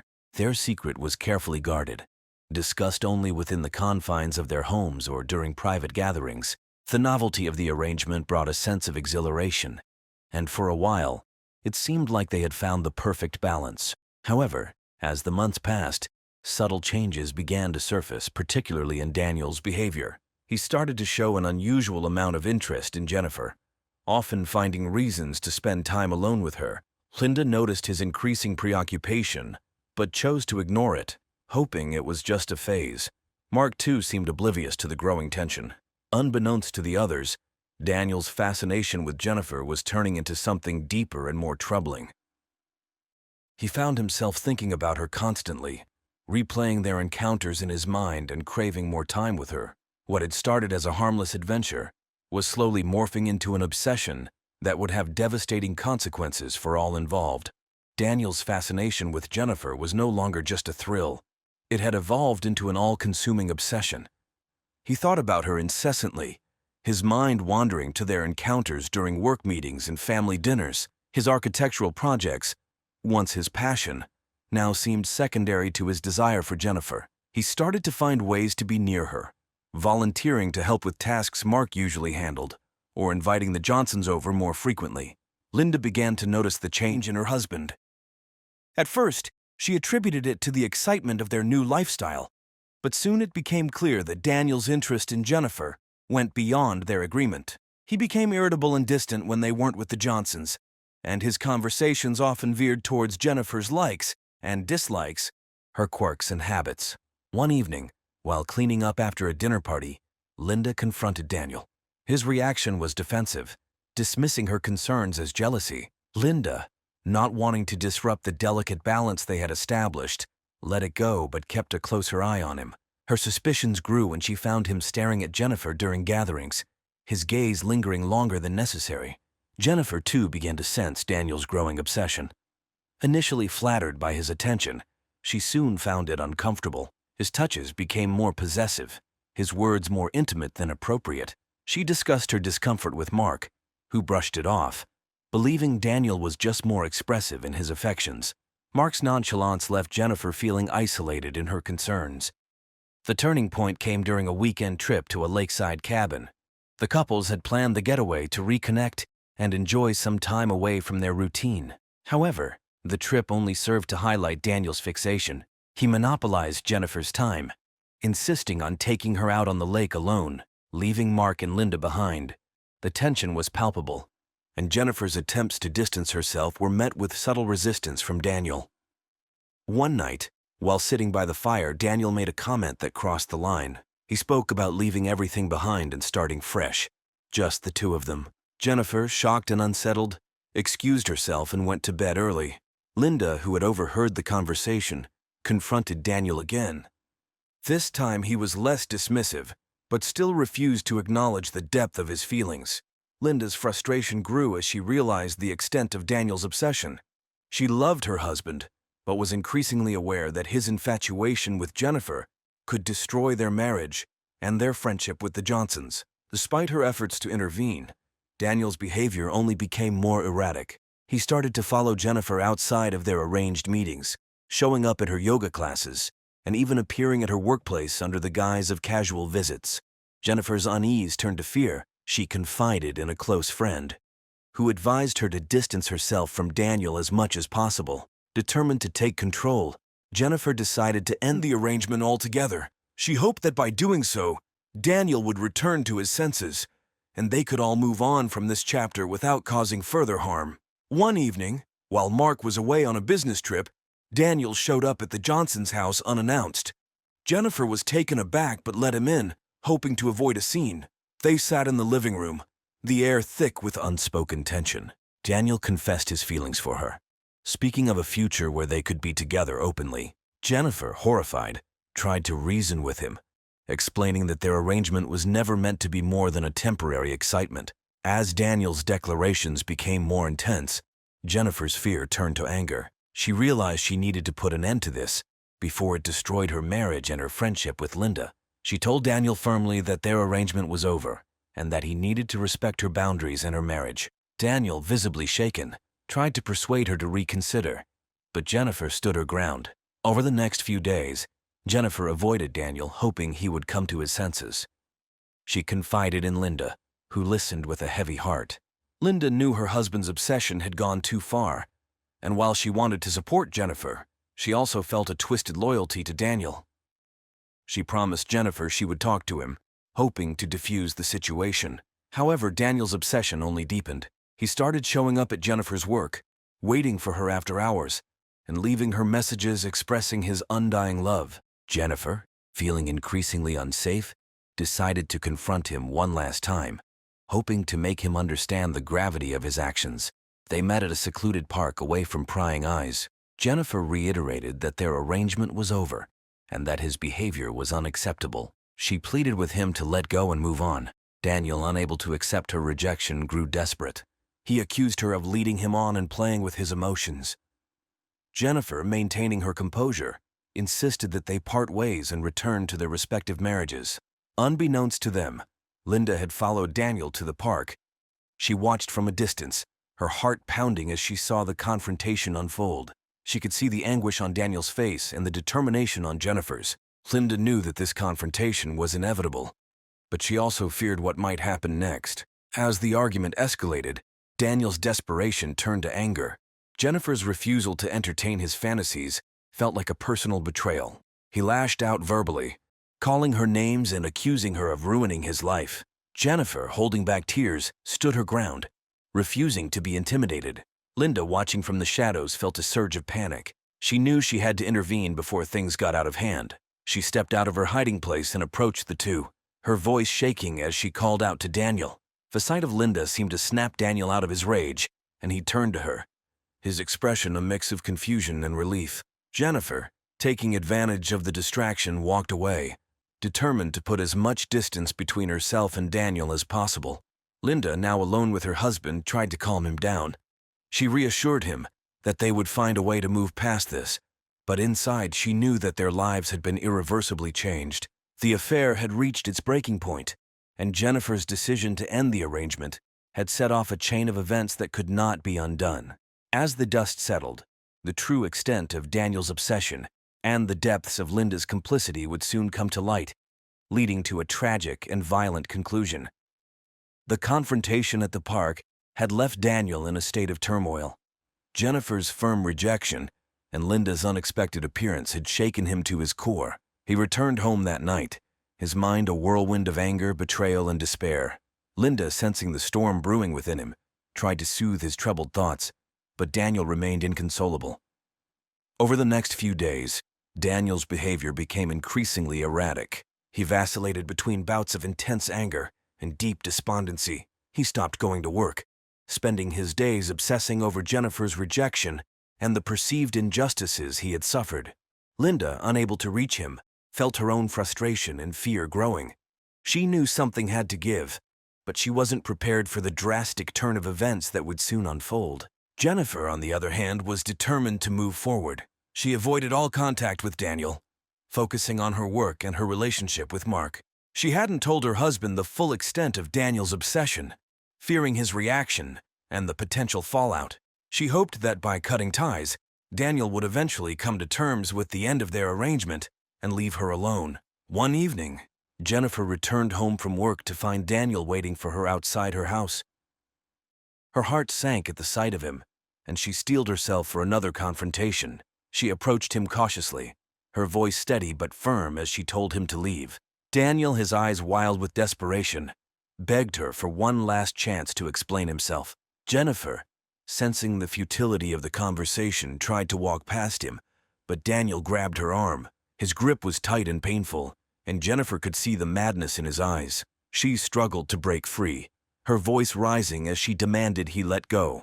The noise attracted the attention of a neighbor, who stepped outside to see what was happening. Seeing the neighbor, Daniel released Jennifer and fled. Jennifer, shaken and frightened, thanked the neighbor and hurried inside. She called Linda, hoping to find some way to resolve the situation without involving the police. Linda, hearing the fear in Jennifer's voice, agreed to meet with her the next day to discuss how to handle Daniel's increasingly unstable behavior. The next day, Linda met Jennifer at a local cafe. Jennifer, looking exhausted and tense, explained the encounter with Daniel and her growing fear for her safety. Linda listened intently, her mind racing as she tried to formulate a plan. She promised Jennifer that she would talk to Daniel and make him understand that their relationship was over. After the meeting, Linda returned home to find Daniel in a state of agitation. She confronted him about the incident with Jennifer, her voice a mix of anger and concern. Daniel, feeling cornered, lashed out at her, accusing her of taking Jennifer's side and betraying him. The argument escalated, and Linda, fearing for her own safety, retreated to their bedroom. That night, Daniel's thoughts turned darker. He couldn't accept that Jennifer had rejected him and that his own wife was against him. In his twisted mind, he believed that the only way to resolve the situation was to eliminate the source of his pain. He decided that if he couldn't have Jennifer, no one could. On a cold, clear night, Daniel made his way to the Johnsons' house. He knew Mark was out of town, leaving Jennifer alone. He broke in through a side window and made his way to the bedroom where Jennifer lay sleeping. The sight of her, peaceful and unaware, fueled his rage and desperation. He grabbed a kitchen knife and approached her, his mind filled with a chaotic mix of love and hatred. Jennifer awoke to the sight of Daniel standing over her, the knife gleaming in the dim light. She tried to scream, but Daniel covered her mouth, his grip strong and unyielding. In a fit of rage, he plunged the knife into her chest, silencing her cries. As Jennifer's life slipped away, Daniel stood over her, his mind a haze of conflicting emotions. In the aftermath of the murder, Daniel fled the scene, his hands stained with Jennifer's blood. He returned home, where Linda found him trembling and incoherent. She realized immediately what he had done, and in a moment of twisted loyalty, she decided to help him cover up the crime. The life they had built, the secrets they had kept, were all at stake. Linda knew that if they were to survive, they needed to act quickly and decisively.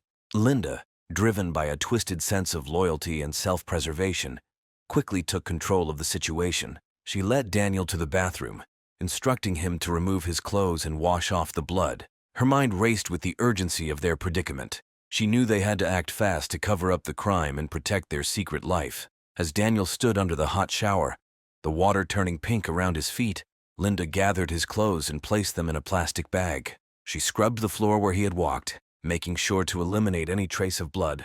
Once Daniel was cleaned up, she sat him down and forced him to recount every detail of what had happened. Despite his emotional state, Daniel managed to provide a coherent account, his voice shaking with the weight of his actions. Linda devised a plan. They needed to create an alibi and dispose of any evidence linking them to the crime. She called a trusted friend, claiming that Daniel had been with her all evening, ensuring their alibi was backed up. Then, she drove to a secluded area outside of town, where she burned Daniel's blood-stained clothes and the murder weapon, praying that the fire would consume any remaining evidence. The police questioned everyone in the neighborhood, including the Garners. Linda's carefully crafted alibi held up under scrutiny, and Daniel, although visibly distressed, managed to avoid raising suspicion. The investigation seemed to stall, with no concrete leads pointing to the Garners.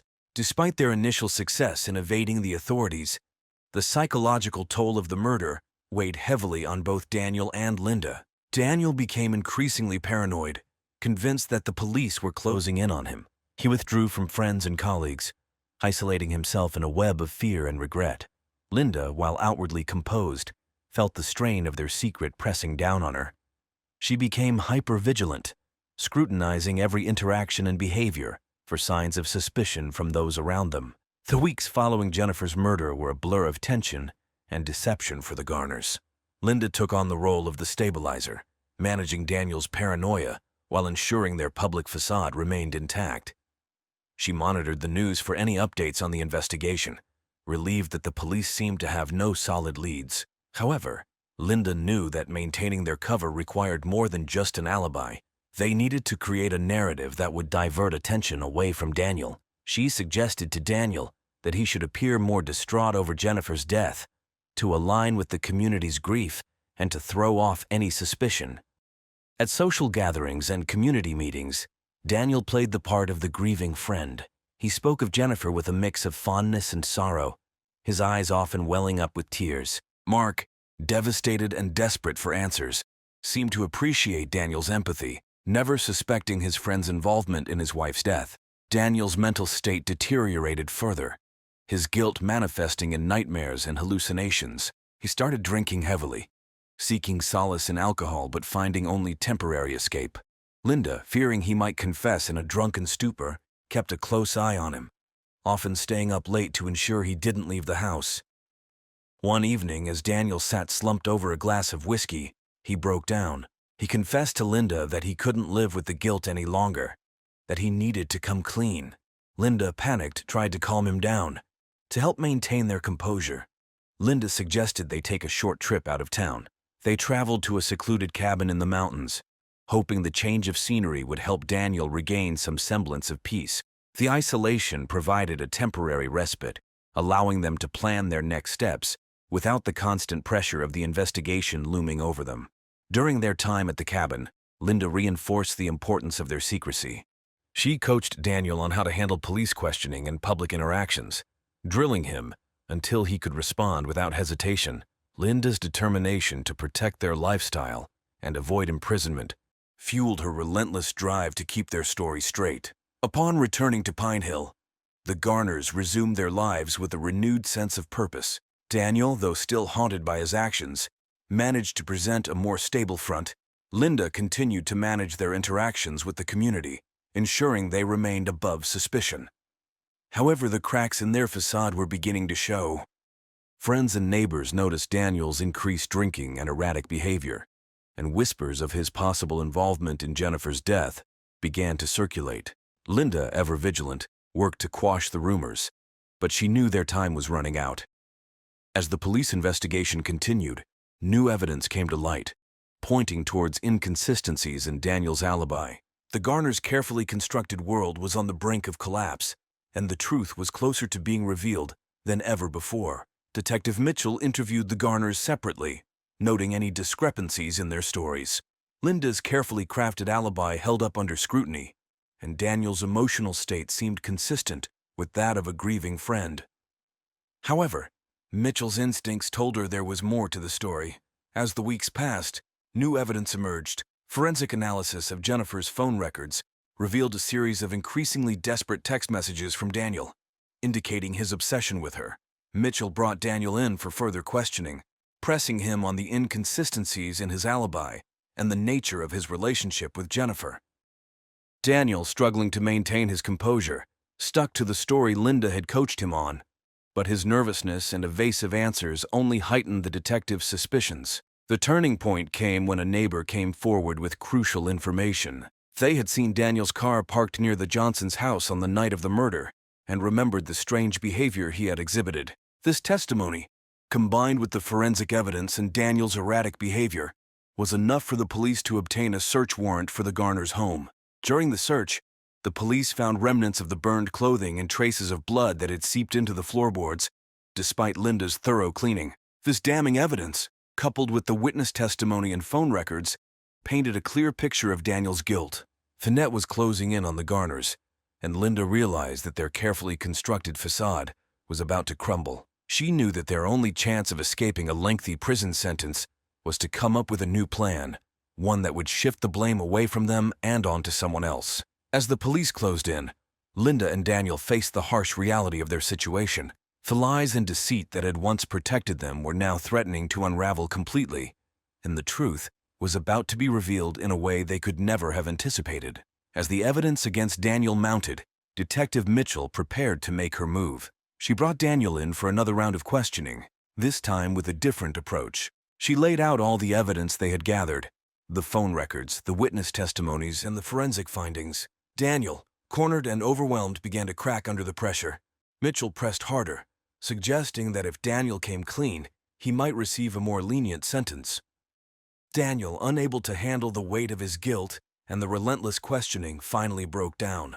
He confessed to killing Jennifer, describing his obsession, the confrontation, and the moment he lost control. However, in his confession, Daniel also implicated Linda, revealing her role in covering up the crime. He described how she had helped him clean up, dispose of evidence, and craft an alibi. Mitchell, sensing the opportunity to get the full story, had Linda brought in for questioning as well. Confronted with Daniel's confession, Linda initially denied any involvement, but as Mitchell detailed the evidence in Daniel's account, Linda realized there was no way out. Her carefully constructed lies had finally unraveled. She admitted to helping Daniel, explaining that she had done it out of a misguided sense of loyalty and fear of losing everything they had built. The trial of Daniel and Linda Garner captivated Pine Hill and the surrounding region. The courtroom was packed with reporters and curious onlookers, eager to see the conclusion of the tragic tale.